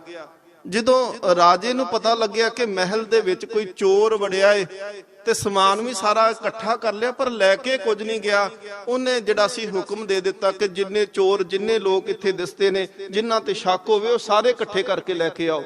ਉਹ ਸਾਰੇ ਲੋਕਾਂ ਨੂੰ ਇਕੱਠਾ ਕੀਤਾ ਗਿਆ। ਰਾਜੇ ਨੇ ਕਿਹਾ ਕਿ ਜਾਂ ਤੇ ਮੰਨ ਜੋ ਜਿਹੜਾ ਚੋਰ ਏ, ਨਹੀਂ ਤਾਂ ਮੈਂ ਫਾਂਸੀ ਤੇ ਸਾਰੇ ਚੜਾ ਦੇਣੇ ਨੇ। ਹੁਣ ਪਹਿਲਾ ਬਚਨ ਸਤਿਗੁਰ ਮਹਾਰਾਜ ਜੀ ਦਾ ਸੀ ਕਿ ਲੂਣ ਖਾਣਾ ਤੇ ਹਰਾਮ ਨਹੀਂ ਕਰਨਾ, ਦੂਸਰਾ ਗਰੀਬ ਮਾਰਨੀ ਹੁੰਦੇ ਨੇ। ਉਹ ਚੋਰ ਨੇ ਦੇਖਿਆ, ਕਹਿਣ ਲੱਗਾ ਕਿ ਮੇਰੇ ਕਰਕੇ ਆ ਗਰੀਬ ਮਾਰੇ ਜਾਣਗੇ। ਉਹਨੇ ਜਾ ਕਰਕੇ ਰਾਜੇ ਦੇ ਸਾਹਮਣੇ ਪੇਸ਼ ਹੋਇਆ ਤੇ ਕਹਿਣ ਲੱਗਾ ਜੀ ਇਹ ਚੋਰੀ ਮੈਂ ਕੀਤੀ ਸੀ। ਉਹਨੇ ਤੀਸਰਾ ਬਚਨ ਵੀ ਪੂਰਾ ਕਰ ਦਿੱਤਾ ਕਿ ਝੂਠ ਨਹੀਂ ਬੋਲਣਾ। ਹੁਣ ਰਾਜਾ ਜਿਹੜਾ ਸੀ ਉਹ ਪ੍ਰਭਾਵਿਤ ਬੜਾ ਹੋਇਆ, ਕਹਿਣ ਲੱਗਾ ਤੂੰ ਅੱਜ ਜਿਹੜਾ ਚੋਰ ਹੋਵੇ ਉਹ ਮੰਨਣ ਨੂੰ ਤਿਆਰ ਨਹੀਂ ਹੁੰਦਾ ਕਿ ਮੈਂ ਚੋਰੀ ਕੀਤੀ, ਤੂੰ ਕਿਵੇਂ ਮੰਨ ਗਿਆ? ਉਹ ਕਹਿੰਦੇ ਮੇਰੇ ਗੁਰੂ ਨਾਨਕ ਨੇ ਹੁਕਮ ਕੀਤਾ ਸੀ ਕਿ 3 ਗੱਲਾਂ ਪੂਰੀਆਂ ਰਵੇਂ, ਇੱਕ ਝੂਠ ਨਾ ਬੋਲੀ, ਇੱਕ ਨਮਕ ਖਾ ਕੇ ਹਰਾਮ ਨਾ ਖਰੀ, ਇੱਕ ਕੋਈ ਗਰੀਬ ਮਾਰ ਨਾ ਹੋਣ ਦੇਈ। ਉਸੇ ਵੇਲੇ ਉਸ ਬਾਦਸ਼ਾਹ ਨੇ ਉਸ ਚੋਰ ਨੂੰ ਆਪਣਾ ਵਜ਼ੀਰ ਬਣਾ ਲਿਆ। ਕਹਿਣ ਲੱਗਾ ਜਿੰਦਾ ਗੁਰੂ ਇੰਨਾ ਸਿਆਣਾ ਹੋਵੇ, ਜਿਹੜਾ ਜੀਵਨ ਤਬਦੀਲ ਕਰ ਦਿੰਦਾ ਹੋਵੇ, ਸੱਚੇ ਪਾਤਸ਼ਾਹ ਮਹਾਰਾਜ ਐਸੇ ਗੁਰੂ ਦੇ ਮੈਨੂੰ ਦਰਸ਼ਨ ਵੀ ਕਰਾਓ। ਤੇ ਧੰਨ ਗੁਰੂ ਨਾਨਕ ਦੇਵ ਮਹਾਰਾਜ ਜੀ ਦੇ ਉਸ ਸਿੱਖ ਨੂੰ ਮਹਾਰਾਜ ਨੇ એનર્ਜੀ ਕਨਵਰਟ ਕੀਤੀ ਤਾਂ ਕਿ ਸਮਾਜ ਜਿਹੜਾ ਹੈ ਉਹਨੂੰ ਦਿਸ਼ਾ ਸਹੀ ਮਿਲ ਸਕੇ। ਸਤਿਗੁਰੂ ਮਹਾਰਾਜ ਪਾਤਸ਼ਾਹ ਇੱਥੇ ਅੱਜ ਆਖਦੇ ਨੇ, ਅੱਜ ਮਹਾਰਾਜ ਜੀ ਨੇ ਜੋ ਬਚਨ ਆਰੰਭਤਾ ਕੀਤੀ ਹੈ, ਮਹਾਰਾਜ ਕਹਿੰਦੇ ਨੇ ਅਸੰਖ ਜਪ ਅਸੰਖ ਭਾਉ। ਹੁਣ ਅਸੰਖ ਜਿਹੜਾ ਹੈ ਨਾ, ਇਹਦੀ ਗਿਣਤੀ ਕੋਈ ਨਹੀਂ ਹੁੰਦੀ। ਅਸੀਂ ਗਿਣਤੀ ਕਰਦੇ ਸ਼ੁਰੂ ਕਰਦੇ ਨਾ, ਕਾਈ ਦਾਈ ਸੈਂਕੜਾ ਹਜ਼ਾਰ ਦਹਿ ਜਰ ਲੱਖ ਕਰੋੜ 10 ਕਰੋੜ ਅਰਬ ਖਰਬ ਨੀਲ ਅਨੀਲ। ਫਿਰ ਉਸ ਤੋਂ ਬਾਅਦ ਵਿੱਚ ਅੱਗੇ ਜਾ ਕੇ ਸ਼ਬਦ ਆਉਂਦਾ ਹੈ ਸੰਖ, ਐੜੇ ਤੋਂ ਬਗੈਰ। ਐੜਾ ਇੱਥੇ ਮਹਾਰਾਜ ਨੇ ਐੜਾ ਲਾਇਆ ਹੈ ਤੇ ਜਦੋਂ ਗਿਣਤੀ ਕਰੋ ਉੱਥੇ ਐੜਾ ਨਹੀਂ ਲੱਗਦਾ, ਉੱਥੇ ਸੰਖ ਸ਼ਬਦ ਆ, ਅਖੀਰਲੀ ਗਿਣਤੀ ਜਿਹਨੂੰ ਸਭ ਤੋਂ ਵੱਡੀ, ਜਿੱਦਾਂ ਮਿਲੀਅਨ ਬਿਲੀਅਨ ਟ੍ਰਿਲੀਅਨ ਦੇ ਵਿੱਚ ਜਾ ਕੇ ਅਖੀਰਲੀ ਗਿਣਤੀ ਜਿੱਥੇ ਮੁੱਕ ਜਾਂਦੀ, ਉੱਥੇ ਸ਼ਬਦ ਆਇਆ ਸੰਖ। ਪਰ ਸੱਚੇ ਪਾਤਸ਼ਾਹ ਮਹਾਰਾਜ ਨੇ ਅਗੇਤਰ, ਇਹਨੂੰ ਐੜਾ ਜਦੋਂ ਲੱਗਦਾ ਨਾ ਕਿਸੇ ਸ਼ਬਦ ਅੱਗੇ, ਜਿੱਦਾਂ ਗਮ ਦੇ ਅੱਗੇ ਲੱਗਿਆ ਅਗੰਮ ਹੋ ਗਿਆ, ਛਲ ਦੇ ਅੱਗੇ ਲੱਗਿਆ ਅਛਲ ਹੋ ਗਿਆ, ਇੱਥੇ ਸੰਖ ਦੇ ਅੱਗੇ ਲੱਗਿਆ ਅਸੰਖ ਹੋ ਗਿਆ। ਇਹਨੂੰ ਕਹਿੰਦੇ ਨੇ ਅਗੇਤਰ ਲੱਗਣਾ, ਇਹਨੂੰ ਅਗੇਤਰ ਸ਼ਬਦ ਆਖਦੇ ਆ। ਤੇ ਧੰਨ ਗੁਰੂ ਨਾਨਕ ਦੇਵ ਸੱਚੇ ਪਾਤਸ਼ਾਹ ਮਹਾਰਾਜ ਕਹਿੰਦੇ ਨੇ ਅਸੰਖ ਜਪ ਅਸੰਖ ਭਾਉ। ਮਹਾਰਾਜ ਕਹਿੰਦੇ ਨੇ ਗਿਣਤੀ ਨਹੀਂ ਆ ਕਿ ਜਿਹੜੇ ਜਪ ਕਰਦੇ ਪਏ ਨੇ। ਧੰਨ ਗੁਰੂ ਅਰਜਨ ਦੇਵ ਸੱਚੇ ਪਾਤਸ਼ਾਹ ਮਹਾਰਾਜ ਆਖਦੇ ਨੇ ਕਿ ਕਈ ਕੋਟ ਹੋਏ ਪੁਜਾਰੀ, ਕਈ ਕੋਟ ਆਚਾਰ ਬਿਹਾਰੀ, ਕਈ ਕੋਟ ਭਏ ਤੀਰਥ ਵਾਸੀ, ਕਈ ਕੋਟ ਬਨ ਭਰਮੇ ਉਦਾਸੀ। ਉੱਥੇ ਵੀ ਮਹਾਰਾਜ ਨੇ ਕੋਟ ਸ਼ਬਦ ਜਿਹੜਾ ਹੈ ਨਾ, ਉਹ ਵੀ ਅਸੰਖ ਦਾ ਲਿਖਾਇਆ ਕੀ ਹੈ ਕਿ ਅਸੰਖ ਜਿਹੜਾ ਹੈ ਉਹ ਕੋਟ ਸ਼ਬਦ ਦੇ ਨਾਲ ਕਈ ਕੋਟ ਮਹਾਰਾਜ ਜੀ ਨੇ ਵਰਤੇ। ਅਸੰਖ ਜਪ ਅਸੰਖ ਭਾਉ। ਮਹਾਰਾਜ ਕਹਿੰਦੇ ਨੇ ਅਸੰਖ ਹੀ ਨੇ, ਅਣਗਿਣਤ ਨੇ ਜਿਹੜੇ ਤੈਨੂੰ ਪਰਮਾਤਮਾ ਤੈਨੂੰ ਜਪਦੇ ਪਏ ਨੇ, ਤੇਰਾ ਜਾਪ ਕਰਦੇ ਪਏ ਨੇ। ਦੂਸਰਾ ਹੈ ਭਾਉ। ਭਾਉ ਸ਼ਬਦ ਅਸੀਂ ਪਹਿਲਾਂ ਵੀ ਗੱਲ ਕਰਦੇ ਸੀ, ਭੈ ਤੇ ਭਾਉ ਦੋ ਸ਼ਬਦ ਨੇ, ਭਉ ਤੇ ਭਾਉ। ਇੱਥੇ ਭਾਉ ਦੇ ਅਰਥ ਨੇ ਪ੍ਰੇਮ ਕੇ ਅਣਗਿਣਤ ਨੇ ਜਿਹੜੇ ਤੇਰੇ ਨਾਲ ਪ੍ਰੇਮ ਕਰਦੇ ਪਏ ਨੇ, ਜਿਹੜੇ ਪ੍ਰੇਮ ਦੇ ਰਾਹੀਂ ਤੇਰੇ ਨਾਲ ਪ੍ਰੀਤ ਪਾ ਕੇ ਬੈਠੇ ਨੇ। ਅੱਗੇ ਸਤਿਗੁਰੂ ਮਹਾਰਾਜ ਆਖਦੇ ਨੇ ਅਸੰਖ ਪੂਜਾ ਅਸੰਖ ਤਪ ਤਾਉ। ਸੱਚੇ ਪਾਤਸ਼ਾਹ ਮਹਾਰਾਜ ਕਹਿੰਦੇ ਨੇ ਅਣਗਿਣਤ ਨੇ ਜਿਹੜੇ ਆਪਣੇ ਤਰੀਕੇ ਦੇ ਨਾਲ ਤੇਰੀ ਪੂਜਾ ਕਰਦੇ ਪਏ ਨੇ। ਹਿੰਦੁਸਤਾਨ ਦੀ ਧਰਤੀ ਦੇ ਉੱਤੇ ਨਾ ਬਹੁਤੇ ਧਰਮਾਂ ਦਾ, ਜਿਵੇਂ ਅਸੀਂ ਕਹਿ ਸਕਦੇ ਹਾਂ ਸੁਮੇਲ, ਬਹੁਤ ਧਰਮ ਨੇ ਹਿੰਦੁਸਤਾਨ ਦੀ ਧਰਤੀ ਉੱਪਰ। ਪਰ ਜਦੋਂ ਧਰਮ ਦੀ ਆਰੰਭਤਾ ਦੀ ਗੱਲ ਕੀਤੀ ਜਾਂਦੀ ਨੇ, ਫਿਲਾਸਫੀ ਗੱਲ ਕਰੋ ਕਿ ਧਰਮ ਕਿਵੇਂ ਸ਼ੁਰੂ ਹੋਇਆ, ਉਦੋਂ ਕੀ ਸੀ ਕਿ ਜਦੋਂ ਕੁਦਰਤੀ ਸ਼ਕਤੀਆਂ ਇੱਥੇ ਵਰਤਨੀਆਂ। ਜੇਕਰ ਬਿਜਲੀ ਅਸਮਾਨ ਦੇ ਵਿੱਚ ਚਮਕਣੀ ਤੇ ਲੋਕਾਂ ਨੇ ਬਿਜਲੀ ਤੋਂ ਡਰੇ ਤੇ ਬਿਜਲੀ ਤੋਂ ਡਰ ਕਰਕੇ ਉਹਨਾਂ ਨੇ ਬਿਜਲੀ ਦੀ ਪੂਜਾ ਕਰਨੀ ਸ਼ੁਰੂ ਕਰ ਦਿੱਤੀ। ਜੇਕਰ ਮੀਂਹ ਦੀ ਲੋੜ ਪਈ, ਬੱਦਲ ਨਾ ਬਹੁਤਾ ਚਿਰ ਆਉਣਾ, ਤੇ ਜਦੋਂ ਮੀਂਹ ਪੈਣਾ ਤੇ ਉਹਨਾਂ ਮੀਂਹ ਦੀ ਪੂਜਾ, ਬਰਖਾ ਦੀ ਪੂਜਾ ਜਿਹੜੀ ਸੀ ਉਹ ਸ਼ੁਰੂ ਕਰਤੀ, ਉਹਨੂੰ ਇੰਦਰ ਦੇਵ ਕਹਿ ਦਿੱਤਾ। ਗਰਮੀਆਂ ਦੇ ਵਿੱਚ ਸੂਰਜ ਘੱਟ ਚੜ੍ਹਨਾ, ਜਦੋਂ ਸੂਰਜ ਚੜਿਆ ਤੇ ਉਹਦੀ ਪੂਜਾ ਸ਼ੁਰੂ ਹੋ ਗਈ, ਕਹਿ ਦਿੱਤਾ ਇਹ ਸੂਰਜ ਵੀ ਦੇਵਤਾ ਹੈ। ਪਾਣੀ ਨੂੰ ਵੀ ਦੇਵਤਾ ਉਹਨਾਂ ਕਿਹਾ, ਉਹਨਾਂ ਹਵਾ ਨੂੰ ਵੀ ਦੇਵਤਾ ਕਿਹਾ। ਹਰ ਇੱਕ ਜਿਹੜੀ ਕੁਦਰਤੀ ਵਸਤੂ ਰੱਬ ਨੇ ਸਾਨੂੰ ਦਿੱਤੀ ਸੀ ਜਾਂ ਕੁਦਰਤ ਦੇ ਵਿੱਚ ਵਰਤਦੀ ਪਈ ਸੀ, ਉਹਦੀ ਹਰ ਇੱਕ ਦੀ ਪੂਜਾ ਹੋਣੀ ਸ਼ੁਰੂ ਹੋਈ। ਤੇ ਉਸ ਹਰ ਇੱਕ ਦੀ ਪੂਜਾ ਕਰਦਿਆਂ ਕਰਦਿਆਂ ਵੱਖੋ ਵੱਖਰੇ ਉਹਨਾਂ ਦੇ ਸਥਾਨ ਬਣਾਏ ਤੇ ਵੱਖੋ ਵੱਖਰੇ ਢੰਗ ਬਣਾ ਦਿੱਤੇ। ਹੁਣ ਹਿੰਦੁਸਤਾਨ ਦੀ ਧਰਤੀ ਤੇ ਗੁਰੂ ਨਾਨਕ ਦੇਵ ਸੱਚੇ ਪਾਤਸ਼ਾਹ ਮਹਾਰਾਜ ਜਦੋਂ ਜਾਂਦੇ ਆ ਨਾ, ਤੇ ਕੇਰਲਾ ਦੇ ਇਲਾਕੇ ਵਿੱਚ ਮਹਾਰਾਜ ਗਏ, ਉੱਥੇ ਬਿਜਲੀ ਦੀ ਪੂਜਾ ਕਰਦੇ ਸੀ। ਅਸਮਾਨੀ ਜਿਹੜੀ ਬਿਜਲੀ ਆ ਨਾ, ਇਹ ਬਿਜਲੀ ਚਮਕਣੀ, ਇਹਦੀ ਉਹ ਲੋਕ ਪੂਜਾ ਕਰਦੇ ਸੀ ਤੇ ਇਹਦੀ ਪੂਜਾ ਦੇ ਵਾਸਤੇ ਉਹ ਝੋਟੇ ਦੀ ਬਲੀ ਦਿੰਦੇ ਸੀ। ਝੋਟੇ ਦੀ ਬਲੀ ਦੇਣੀ ਉਹਨਾਂ ਨੇ ਤੇ ਬਿਜਲੀ ਦੀ ਪੂਜਾ ਕਰਨੀ। ਹੁਣ ਵੱਖ-ਵੱਖ ਲੋਕ ਜਿਹੜੇ ਨੇ ਹਿੰਦੁਸਤਾਨ ਦੀ ਧਰਤੀ ਦੇ ਉੱਤੇ ਜਾਂ ਹੋਰ ਧਰਮਾਂ ਦੀ ਅਸੀਂ ਗੱਲ ਕਰੀਏ, ਸੱਚੇ ਪਾਤਸ਼ਾਹ ਮਹਾਰਾਜ ਕਹਿੰਦੇ ਨੇ ਉਹਨਾਂ ਦੀ ਗਿਣਤੀ ਨਹੀਂ ਕੀਤੀ ਜਾ ਸਕਦੀ, ਜਿਹੜੇ ਵੱਖਰੇ ਵੱਖਰੇ ਢੰਗਾਂ ਦੇ ਨਾਲ ਰੱਬ ਦੀ ਪੂਜਾ। ਇੱਥੇ ਇੱਕ ਗੱਲ ਨੂੰ ਧਿਆਨ ਰੱਖਿਓ ਕਿ ਇਹ ਗੁਰਮਤ ਦਾ ਸਿਧਾਂਤ ਨਹੀਂ ਇੱਥੇ ਮਹਾਰਾਜ ਕਹਿੰਦੇ ਪਏ। ਇੱਥੇ ਮਹਾਰਾਜ ਉਸ ਕਰਤੇ ਦੀ, ਕੁਦਰਤ ਦੀ ਗੱਲ ਕਰਦੇ ਪਏ ਆ ਕਿ ਉਹਨੇ ਕੀ ਕੁਝ ਬਣਾਇਆ। ਇੱਥੇ ਗੁਰੂ ਨਾਨਕ ਦੇਵ ਮਹਾਰਾਜ ਗੁਰਮਤ ਦਾ, ਇੱਥੇ ਹੁਣ ਅੱਗੇ ਜਾ ਕੇ ਸ਼ਬਦ ਆਉਣਾ, ਅਸੰਖ ਮੋਨ ਲਿਵ ਲਾਏ ਤਾਰ। ਹੁਣ ਪਹਿਲੇ ਆਰੰਭ ਦੇ ਵਿੱਚ ਮਹਾਰਾਜ ਕਹਿੰਦੇ ਸੀ ਚੁੱਪੇ ਚੁੱਪ ਨਾ ਹੋਵੇ, ਜੇ ਲਾਏ ਰਹਾ ਲਵਤਾਰ, ਤੇ ਅੱਗੇ ਮਹਾਰਾਜ ਕਹਿੰਦੇ ਅਸੰਖ ਮੋਨ ਲਿਵ ਲਾਏ ਤਾਰ। ਇਹਦਾ ਮਤਲਬ ਮਹਾਰਾਜ ਜਿਹੜੀ ਚੀਜ਼ ਦਾ ਪਹਿਲੋਂ ਖੰਡਨ ਕਰਦੇ, ਉਹਦਾ ਹੁਣ ਮੰਡਨ ਕਰਦੇ ਪਏ ਆ। ਨਹੀਂ, ਸੱਚੇ ਪਾਤਸ਼ਾਹ ਮਹਾਰਾਜ ਇੱਥੇ ਬੇਅੰਤਤਾ ਦਾ ਜਿਹੜੀ ਉਦਾਹਰਨ ਦਿੰਦੇ ਪਏ ਨੇ ਕਿ ਕੁਦਰਤ ਉਹਨੇ ਕਿੰਨੀ ਤਰੀਕਿਆਂ ਦੇ ਨਾਲ ਸਾਜੀ ਆ। ਸੱਚੇ ਪਾਤਸ਼ਾਹ ਮਹਾਰਾਜ ਕਹਿੰਦੇ ਨੇ ਅਸੰਖ ਪੂਜਾ, ਅਸੰਖ ਤਪਤਾਓ, ਅਣਗਿਣਤ ਤਰੀਕਿਆਂ ਦੇ ਨਾਲ ਅਣਗਿਣਤ ਲੋਕ ਜਿਹੜੇ ਨੇ ਉਹ ਵੱਖ-ਵੱਖ ਤਰ੍ਹਾਂ ਨਾਲ ਆਪਣੇ ਇਸ਼ਟ ਦੀ, ਆਪਣੇ ਰੱਬ ਦੀ, ਆਪਣੇ ਰਹਿਬਰ ਦੀ ਉਹ ਪੂਜਾ ਕਰਦੇ ਪਏ ਨੇ। ਅਣਗਿਣਤ ਲੋਕ ਨੇ ਜਿਹੜੇ ਤਪ ਕਰਦੇ ਪਏ ਨੇ। ਕੋਈ ਪਾਣੀ ਦੇ ਵਿੱਚ ਖਲੋ ਕੇ ਤਪ ਕਰੀ ਜਾ ਰਿਹਾ ਹੈ, ਕੋਈ ਸਿਰ ਦੇ ਉੱਤੇ ਘੜਿਆਂ 100-100 ਘੜੇ ਠੰਡ ਦੇ ਵਿੱਚ ਸਿਆਲ ਦੇ ਦਿਨਾਂ ਦੇ ਵਿੱਚ ਪਾਉਂਦਾ। ਤੁਸੀਂ ਪੰਜਾਬ ਦੀ ਧਰਤੀ ਨਾਲ ਜੁੜੇ ਹੋ, ਤੁਹਾਨੂੰ ਪਤਾ ਹੋਣਾ ਕਿ ਉੱਥੇ ਜਲ ਧਾਰਾ ਵੀ ਕਰਦੇ ਨੇ। ਕਈ ਸਾਧੂ ਐਸੇ ਨੇ ਕਿ ਜਿਹੜੇ ਜਲ ਧਾਰਾ ਕਰਦੇ ਨੇ, ਇੱਕ ਘੜਾ ਉੱਪਰ ਬੰਨ ਲੈਣਾ ਤੇ ਉਹਦੇ ਵਿੱਚ ਛੇਕ ਕਰ ਦਿੰਦੇ ਆ, ਉਹਦੇ ਵਿੱਚ ਛੋਟਾ ਜਿਹਾ ਸੁਰਾਖ ਕਰ ਦੇਣਾ ਤੇ ਉਹ ਧਾਰ ਬਣ ਕੇ ਲਗਾਤਾਰ ਸੀਸ ਦੇ ਵਿੱਚੋਂ ਪਾਣੀ ਪੈਂਦਾ ਹੈ। ਹੁਣ ਉਹ ਜਿਹੜਾ ਉੱਤੇ ਘੜਾ ਬੰਨਿਆ ਉਹਦੇ ਵਿੱਚ ਘੜੇ ਪਾਉਣੇ ਪਾਣੀ ਦੇ ਸ਼ੁਰੂ ਕਰ ਦਿੰਦੇ ਤੇ ਕਰਦੇ ਸਿਆਲ ਦੇ ਵਿੱਚ, ਪੋਹ ਮਾਘ ਦੇ ਦਿਨਾਂ ਵਿੱਚ ਜਦੋਂ ਭਰ ਸਰਦੀ ਹੋਵੇ ਤੇ ਉਹ ਪਾਣੀ ਵੀ ਠੰਡਾ ਵਰਤਦੇ ਆ।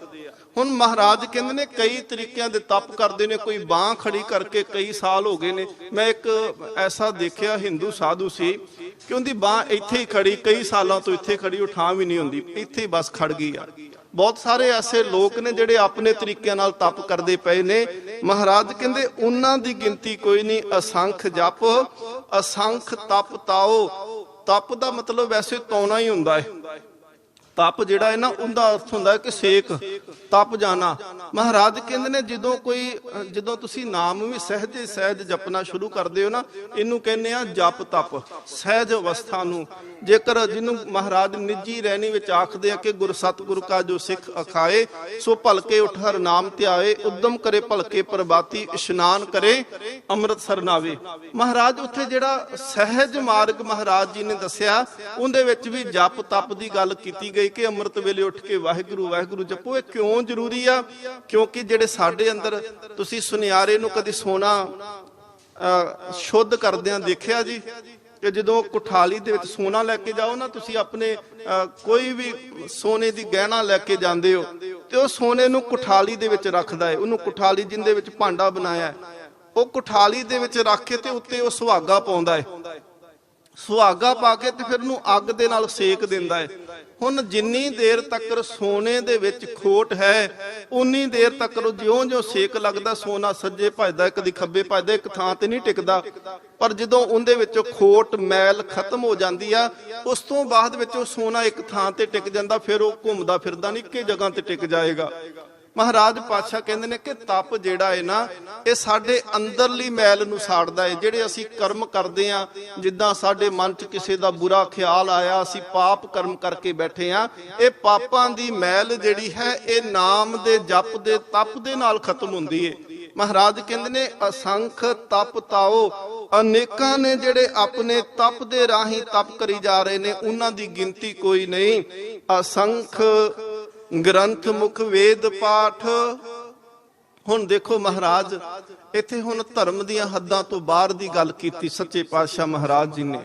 ਮਹਾਰਾਜ ਕਹਿੰਦੇ ਨੇ ਅਣਗਿਣਤ ਨੇ ਉਹ ਲੋਕ ਜਿਹੜੇ ਆਪਣੇ ਮੁਖ ਤੋਂ ਵੇਦਾਂ ਦਾ ਪਾਠ ਕਰਦੇ ਪਏ ਨੇ, ਧਾਰਮਿਕ ਗ੍ਰੰਥਾਂ ਦਾ ਜਾਪ ਕਰਦੇ ਪਏ ਨੇ। ਉਹਨਾਂ ਦੇ ਵਿੱਚ ਸਾਰੇ ਹੀ ਮਹਾਰਾਜ ਨੇ ਗਿਣ ਦਿੱਤੇ ਕਿ ਅਨੇਕਾਂ ਨੇ, ਅਣਗਿਣਤ ਨੇ।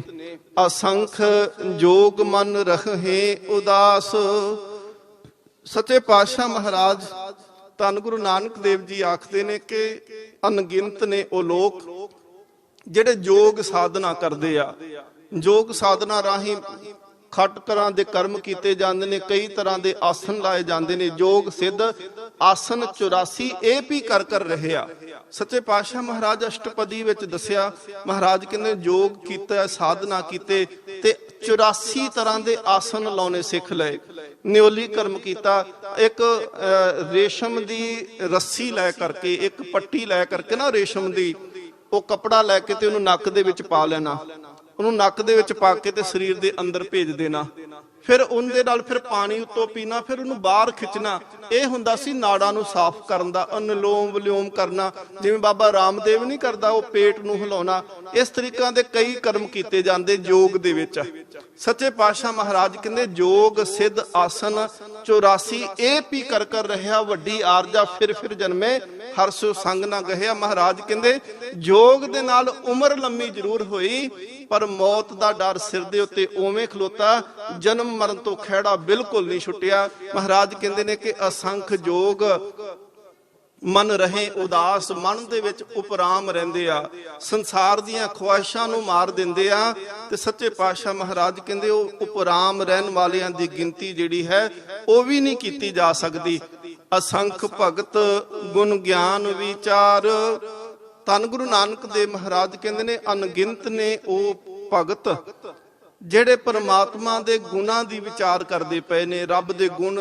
ਹੁਣ ਜਿੰਨੇ ਨਾਮ ਅਸੀਂ ਪੜ੍ਹਦੇ ਆ ਨਾ ਪਰਮਾਤਮਾ ਦੇ, ਕਿ ਉਹ ਕਬੀਰ ਹੈ, ਉਹ ਰਹੀਮ ਹੈ, ਗੋਬਿੰਦ ਹੈ, ਹਰੀ ਹੈ, ਅਗੰਮ ਹੈ, ਅਗੋਚਰ ਹੈ, ਰਾਮ ਹੈ, ਕਬੀਰ ਹੈ।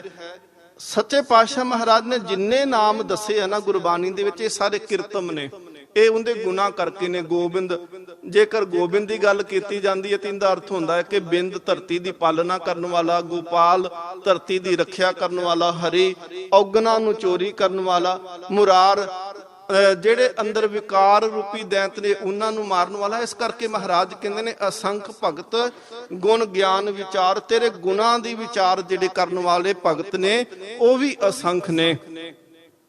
ਅਸੰਖ ਸਤੀ ਅਸੰਖ ਦਾਤਾਰ। ਸੱਚੇ ਪਾਤਸ਼ਾਹ ਮਹਾਰਾਜ ਕਹਿੰਦੇ ਨੇ ਸੱਤ ਕਮਾਉਣ ਵਾਲੇ ਜਿਹੜੇ ਨੇ, ਜਾਂ ਲੋਕਾਂ ਨੂੰ ਵੰਡਣ ਵਾਲੇ, ਜਿਨ੍ਹਾਂ ਕੋਲ ਆਪ ਧਨ ਸੀ ਤੇ ਲੋਕਾਂ ਕੋਲ ਵੰਡ ਦਿੱਤਾ, ਲੋਕਾਂ ਨੂੰ ਬਹੁਤ ਦਿੱਤਾ, ਦਾਤੇ ਬਣ ਗਏ, ਦਾਤਾਰ ਬਣੇ। ਮਹਾਰਾਜ ਕਹਿੰਦੇ ਨੇ ਸੱਤ ਕਮਾਉਣ ਵਾਲੇ ਤੇ ਦਾਨ ਵੰਡਣ ਵਾਲੇ ਵੀ ਅਸੰਖ ਨੇ।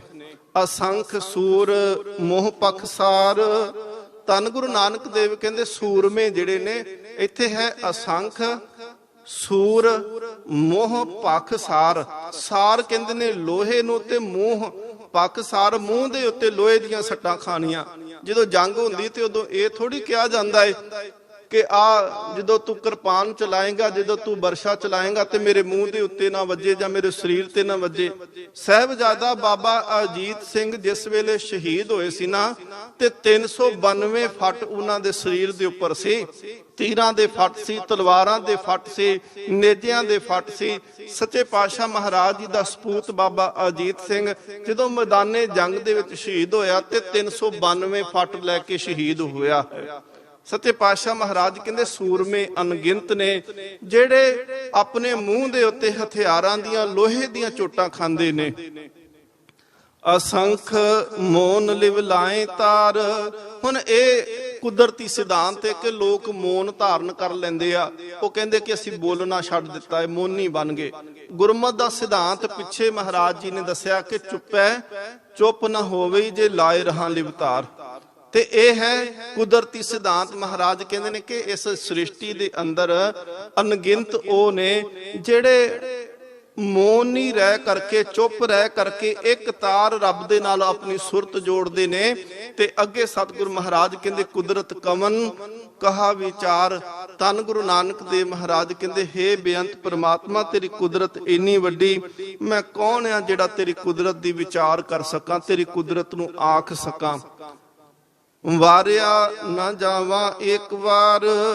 ਗੁਰੂ ਨਾਨਕ ਦੇਵ ਮਹਾਰਾਜ ਪਾਤਸ਼ਾਹ ਕਹਿੰਦੇ ਹੇ ਬੇਅੰਤ ਪ੍ਰਮਾਤਮਾ, ਮੈਂ ਤੇ ਤੇਰੀ ਕੁਦਰਤ ਤੋਂ ਇੱਕ ਵਾਰ ਵੀ ਪੂਰੀ ਤਰ੍ਹਾਂ ਚੰਗੀ ਤਰ੍ਹਾਂ ਇੱਕ ਵਾਰ ਵੀ ਸਦਕੇ ਨਹੀਂ ਜਾ ਸਕਦਾ। ਤੂੰ ਸਦਾ ਸਲਾਮਤ ਨਿਰੰਕਾਰ, ਜੋ ਤੁਧ ਭਾਵੇ ਸਾਈ ਭਲੀ ਕਾਰ। ਤੂੰ ਸਦਾ ਸਲਾਮਤ ਨਿਰੰਕਾਰ, ਕਿ ਹੈ ਸਦਾ ਰਹਿਣ ਵਾਲੇ ਪਰਮਾਤਮਾ, ਤੂੰ ਸਦੀਵੀ ਹੈ, ਤੂੰ ਹਮੇਸ਼ਾ ਰਹਿਣਾ ਹੈ, ਤੂੰ ਲੇਪ ਸ਼ੇਪ ਤੋਂ ਮੁਕਤ ਹੈ, ਤੈਨੂੰ ਮਾਇਆ ਦਾ ਲੇਪ ਨਹੀਂ ਲੱਗਦਾ।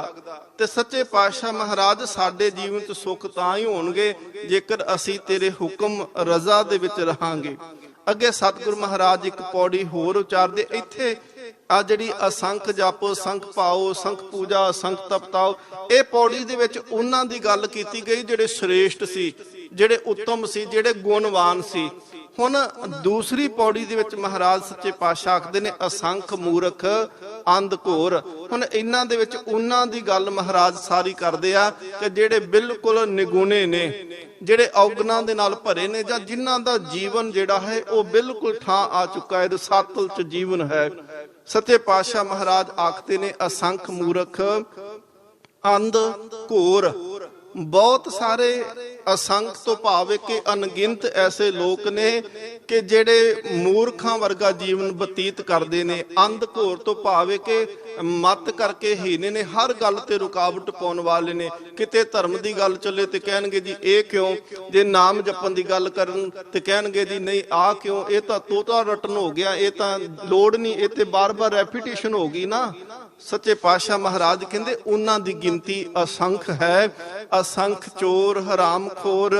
ਸੱਚੇ ਪਾਤਸ਼ਾਹ ਮਹਾਰਾਜ ਕਹਿੰਦੇ ਨੇ ਕਿ ਜਿਹੜੇ ਦੂਸਰੇ ਦਾ ਖਾਣ ਵਾਲੇ ਨੇ, ਜਿਨ੍ਹਾਂ ਦਾ ਜੀਵਨ ਕੇਵਲ ਚੋਰੀ ਉੱਤੇ ਡਿਪੈਂਡ ਕਰਦਾ ਹੈ, ਚੋਰੀ ਦੇ ਉੱਤੇ ਨਿਰਧਾਰਿਤ ਹੈ, ਮਹਾਰਾਜ ਕਹਿੰਦੇ ਉਹਨਾਂ ਦੀ ਗਿਣਤੀ ਕੋਈ ਨਹੀਂ। ਅਸੰਖ ਅਮਰ ਕਰ ਜਾਹੇ ਜੋਰ। ਮਹਾਰਾਜ ਇੱਥੇ ਸ਼ਬਦ ਵਰਤਿਆ ਅਮਰ। ਗੁਰੂ ਗ੍ਰੰਥ ਸਾਹਿਬ ਮਹਾਰਾਜ ਅੰਦਰ ਨਾ ਅਮਰ ਸ਼ਬਦ ਜਿਹੜਾ ਹੈ ਉਹ ਦੋ ਅਰਥਾਂ ਦੇ ਵਿੱਚ ਆਉਂਦਾ ਹੈ। ਲਿਖਿਆ ਅਮਰ ਹੀ ਹੈ ਪਰ ਉਹਦੇ ਅਰਥ ਵੱਖੋ ਵੱਖਰੇ ਨੇ। ਜਦੋਂ ਗੁਰੂ ਗ੍ਰੰਥ ਸਾਹਿਬ ਮਹਾਰਾਜ ਵਿੱਚ ਅਮਰ ਸ਼ਬਦ ਸੰਸਕ੍ਰਿਤ ਕੋਸ਼ ਵਿੱਚੋਂ ਆਏਗਾ, ਉਹਦੇ ਅਰਥ ਹੁੰਦੇ ਨੇ ਕਿ ਅਮਰ ਹੋ ਜਾਣਾ, ਜਿੰਦੇ ਤੇ ਮੌਤ ਕਦੀ ਨਹੀਂ ਆਉਂਦੀ। ਦੂਸਰਾ ਅਮਰ ਸ਼ਬਦ ਜਿਹੜਾ ਹੈ ਉਹ ਅਰਬੀ ਕੋਸ਼ ਦੇ ਵਿੱਚੋਂ ਆਉਂਦਾ ਹੈ ਨਾ, ਅਰਬੀ ਫਾਰਸੀ ਦੇ ਕੋਸ਼ ਵਿੱਚੋਂ। ਉਹਦਾ ਅਰਥ ਹੁੰਦਾ ਹੈ ਹੁਕਮ ਕਰਨਾ। ਜਿਵੇਂ ਗੁਰੂ ਅਰਜਨ ਦੇਵ ਸੱਚੇ ਪਾਤਸ਼ਾਹ ਮਹਾਰਾਜ ਨੂੰ ਜਦੋਂ ਯਾਸਾ ਦੇ ਕਾਨੂੰਨ ਦੇ ਤਹਿਤ ਸ਼ਹੀਦ ਕਰਨ ਦਾ ਹੁਕਮ ਹੋਇਆ, ਕਤਲ ਕਰਨ ਦੀ ਗੱਲ ਕੀਤੀ, ਉੱਥੇ ਜਿਹੜਾ ਬਾਦਸ਼ਾਹ ਜਹਾਂਗੀਰ ਸੀ ਉਹਨੇ ਕਿਹਾ ਸੀ ਅਮਰ ਕਰਦੰਗ। ਅਮਰ ਕਰਦੰਗ ਦਾ ਭਾਵ ਸੀ ਕਿ ਮੈਂ ਹੁਕਮ ਦੀ ਤਮੀਲ ਹੋ, ਮੇਰਾ ਹੁਕਮ ਮੰਨਿਆ ਜਾਵੇ। ਉੱਥੇ ਅਮਰ ਜਿਹੜਾ ਸੀ ਉਹ ਹੁਕਮ ਸੀ। ਇੱਥੇ ਜਿਹੜਾ ਸ਼ਬਦ ਅਮਰ ਆਇਆ ਅਸੰਖ ਅਮਰ ਕਰ ਜਾਹੇ ਜੋਰ, ਇਹ ਅਮਰ ਦਾ ਅਰਥ ਹੈ ਹੁਕਮ ਕਰਨਾ। ਤੇ ਜਦੋਂ ਅਸੀਂ ਸੁਖਮਨੀ ਸਾਹਿਬ ਵਿੱਚ ਪੜ੍ਹਦੇ ਆ ਅਮਰ ਭਏ ਅਮਰ ਪਏ ਅਮਰਾ ਪਦ ਪਾਇਆ, ਉੱਥੇ ਅਮਰ ਜਿਹੜਾ ਹੈ ਉਹਦੇ ਅਰਥ ਨੇ ਕਿ ਜਿਹੜਾ ਮਰਦਾ ਕਦੀ ਨਹੀਂ, ਹਮੇਸ਼ਾ ਰਹਿਣ ਵਾਲਾ ਹੈ। ਹੁਣ ਦੋਨੋਂ ਅਮਰ ਨੇ ਪਰ ਅਰਥ ਵੱਖੋ ਵੱਖਰੇ ਨੇ। ਜਪਜੀ ਸਾਹਿਬ ਦੇ ਅੰਦਰ ਅਮਰ ਸ਼ਬਦ ਜਿਹੜਾ ਹੈ ਇਹ ਹੁਕਮ ਰੂਪ ਦੇ ਵਿੱਚ ਆਇਆ ਕਿ ਅਣਗਿਣਤ ਨੇ ਉਹ ਲੋਕ ਜਿਹੜੇ ਹੁਕਮ ਕਰਦੇ ਨੇ, ਜ਼ੋਰ ਚਲਾਉਂਦੇ ਨੇ, ਆਪਣੀ ਤਾਕਤ ਦੇ ਨਾਲ, ਧੱਕੇ ਦੇ ਨਾਲ ਲੋਕਾਂ ਦੇ ਉੱਤੇ ਜ਼ੁਲਮ ਕਰਦੇ ਪਏ ਨੇ। ਅਸੰਖ ਅਮਰ ਕਰ ਜਾਹੇ ਜੋਰ, ਅਸੰਖ ਗਲਵਡ ਹੱਤਿਆ ਕਮਾਹੇ। ਮਹਾਰਾਜ ਕਹਿੰਦੇ ਅਸੰਖ ਨੇ, ਅਗਿਣਤ ਉਹ ਲੋਕ ਨੇ ਜਿਨ੍ਹਾਂ ਨੇ ਹੱਤਿਆਵਾਂ ਕੀਤੀਆਂ, ਜਿਨ੍ਹਾਂ ਨੇ ਕਤਲ ਕੀਤੇ, ਔਰ ਕਈ ਸੰਸਾਰ ਤੋਂ ਚਲੇ ਵੀ ਗਏ, ਕਈ ਅਜੇ ਵੀ ਉਹਨਾਂ ਦੇ ਵਿੱਚ ਫਸੇ ਹੋਏ ਨੇ। ਅਣਗਿਣਤ ਨੇ ਉਹ। ਅਸੰਖ ਪਾਪੀ ਪਾਪ ਕਰ ਜਾਹੇ। ਮਹਾਰਾਜ ਕਹਿੰਦੇ ਨੇ ਅਸੰਖ ਨੇ, ਅਣਗਿਣਤ ਨੇ ਪਾਪੀ ਜਿਹੜੇ ਪਾਪ ਕਰਦੇ ਪਏ ਨੇ। ਪਾਪ ਜਿਹੜਾ ਨਾ ਉਹ ਮਨ ਦੇ ਵਿੱਚੋਂ ਫੁਰਨਾ ਮਾੜਾ ਪੈਦਾ ਹੁੰਦਾ ਹੈ, ਉਦੋਂ ਪਾਪ ਹੋ ਜਾਂਦਾ ਹੈ। ਇੱਕ ਹੁੰਦਾ ਹੈ ਜੀ ਗੁਨਾਹ ਕਰਨਾ, ਇੱਕ ਹੁੰਦਾ ਹੈ ਪਾਪ ਕਰਨਾ। ਗੁਨਾਹ ਉਦੋਂ ਹੁੰਦਾ ਹੈ ਜਦੋਂ ਅਸੀਂ ਉਹਨੂੰ ਅਮਲੀ ਰੂਪ ਦੇਨੇ, ਹੱਥਾਂ ਦੇ ਨਾਲ ਕਰ ਦਈਏ। ਮਨ ਦੇ ਵਿੱਚ ਸੋਚਿਆ ਕਿ ਮੇਰਾ ਫਲਾਣੇ ਦੇ ਨਾਲ ਦੁਸ਼ਮਣੀ ਆ, ਮੈਂ ਉਹਨੂੰ ਅੱਜ ਜਾ ਕੇ ਚਪੇੜ ਮਾਰਨੀ ਆ, ਜਦੋਂ ਸੋਚਿਆ ਇਹ ਪਾਪ ਪੈਦਾ ਹੋ ਗਿਆ, ਇਹ ਪਾਪ ਦੀ ਗਿਣਤੀ ਵਿੱਚ ਆ ਗਿਆ, ਪਰ ਜਦੋਂ ਮਾਰ ਦਿੱਤਾ ਉਹ ਇਹ ਗੁਨਾਹ ਹੋ ਗਿਆ। ਇਹਨੂੰ ਕਾਨੂੰਨ ਵੀ ਸਜ਼ਾ ਦੇ ਦਿੰਦਾ। ਪਾਪ ਨੂੰ ਸਜ਼ਾ ਕਾਨੂੰਨ ਨਹੀਂ ਦਿੰਦਾ, ਗੁਨਾਹ ਨੂੰ ਸਜ਼ਾ ਕਾਨੂੰਨ ਦਿੰਦਾ ਹੈ। ਧਿਆਨ ਦੇ ਨਾਲ ਸੁਣੋ ਕਿ ਜਿਹੜਾ ਗੁਨਾਹ ਕਰੇਗਾ ਨਾ, ਗੁਨਾਹ ਵਾਸਤੇ ਕਾਨੂੰਨ ਮੌਜੂਦ ਆ, ਕਿਉਂਕਿ ਸਾਹਮਣੇ ਹੋਇਆ, ਆਈ ਵਿਟਨੈਸ ਆ ਜਾਏਗਾ ਕਿ ਫਲਾਣੇ ਨੇ ਆਹ ਕੰਮ ਕੀਤਾ।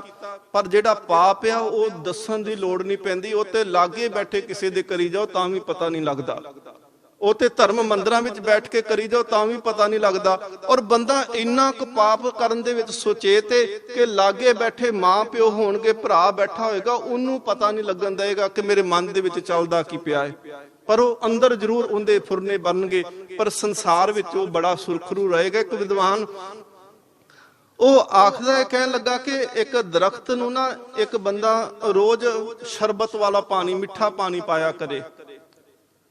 ਉਹ ਲੋਕੀ ਕਹਿਣ ਕਿ ਬੜਾ ਚੰਗਾ ਕਰਦਾ, ਲੋਕਾਂ ਨੂੰ ਤੇ ਪਾਣੀ ਮਿੱਠਾ ਪੀਣ ਨੂੰ ਨਹੀਂ ਲੱਭਦਾ, ਇਹ ਦਰਖਤਾਂ ਨੂੰ ਪਾਉਂਦਾ ਪਿਆ ਏ। ਇੱਕ ਨੇ ਉਹਦੇ ਮਿੱਤਰ ਨੇ ਪੁੱਛਿਆ, ਕਹਿਣ ਲੱਗਾ ਤੂੰ ਦਰਖਤਾਂ ਨੂੰ ਮਿੱਠਾ ਪਾਣੀ ਪਾਈ ਦੇਣਾ, ਬੜਾ ਪੁੰਨ ਕਰਦਾ ਹੈ।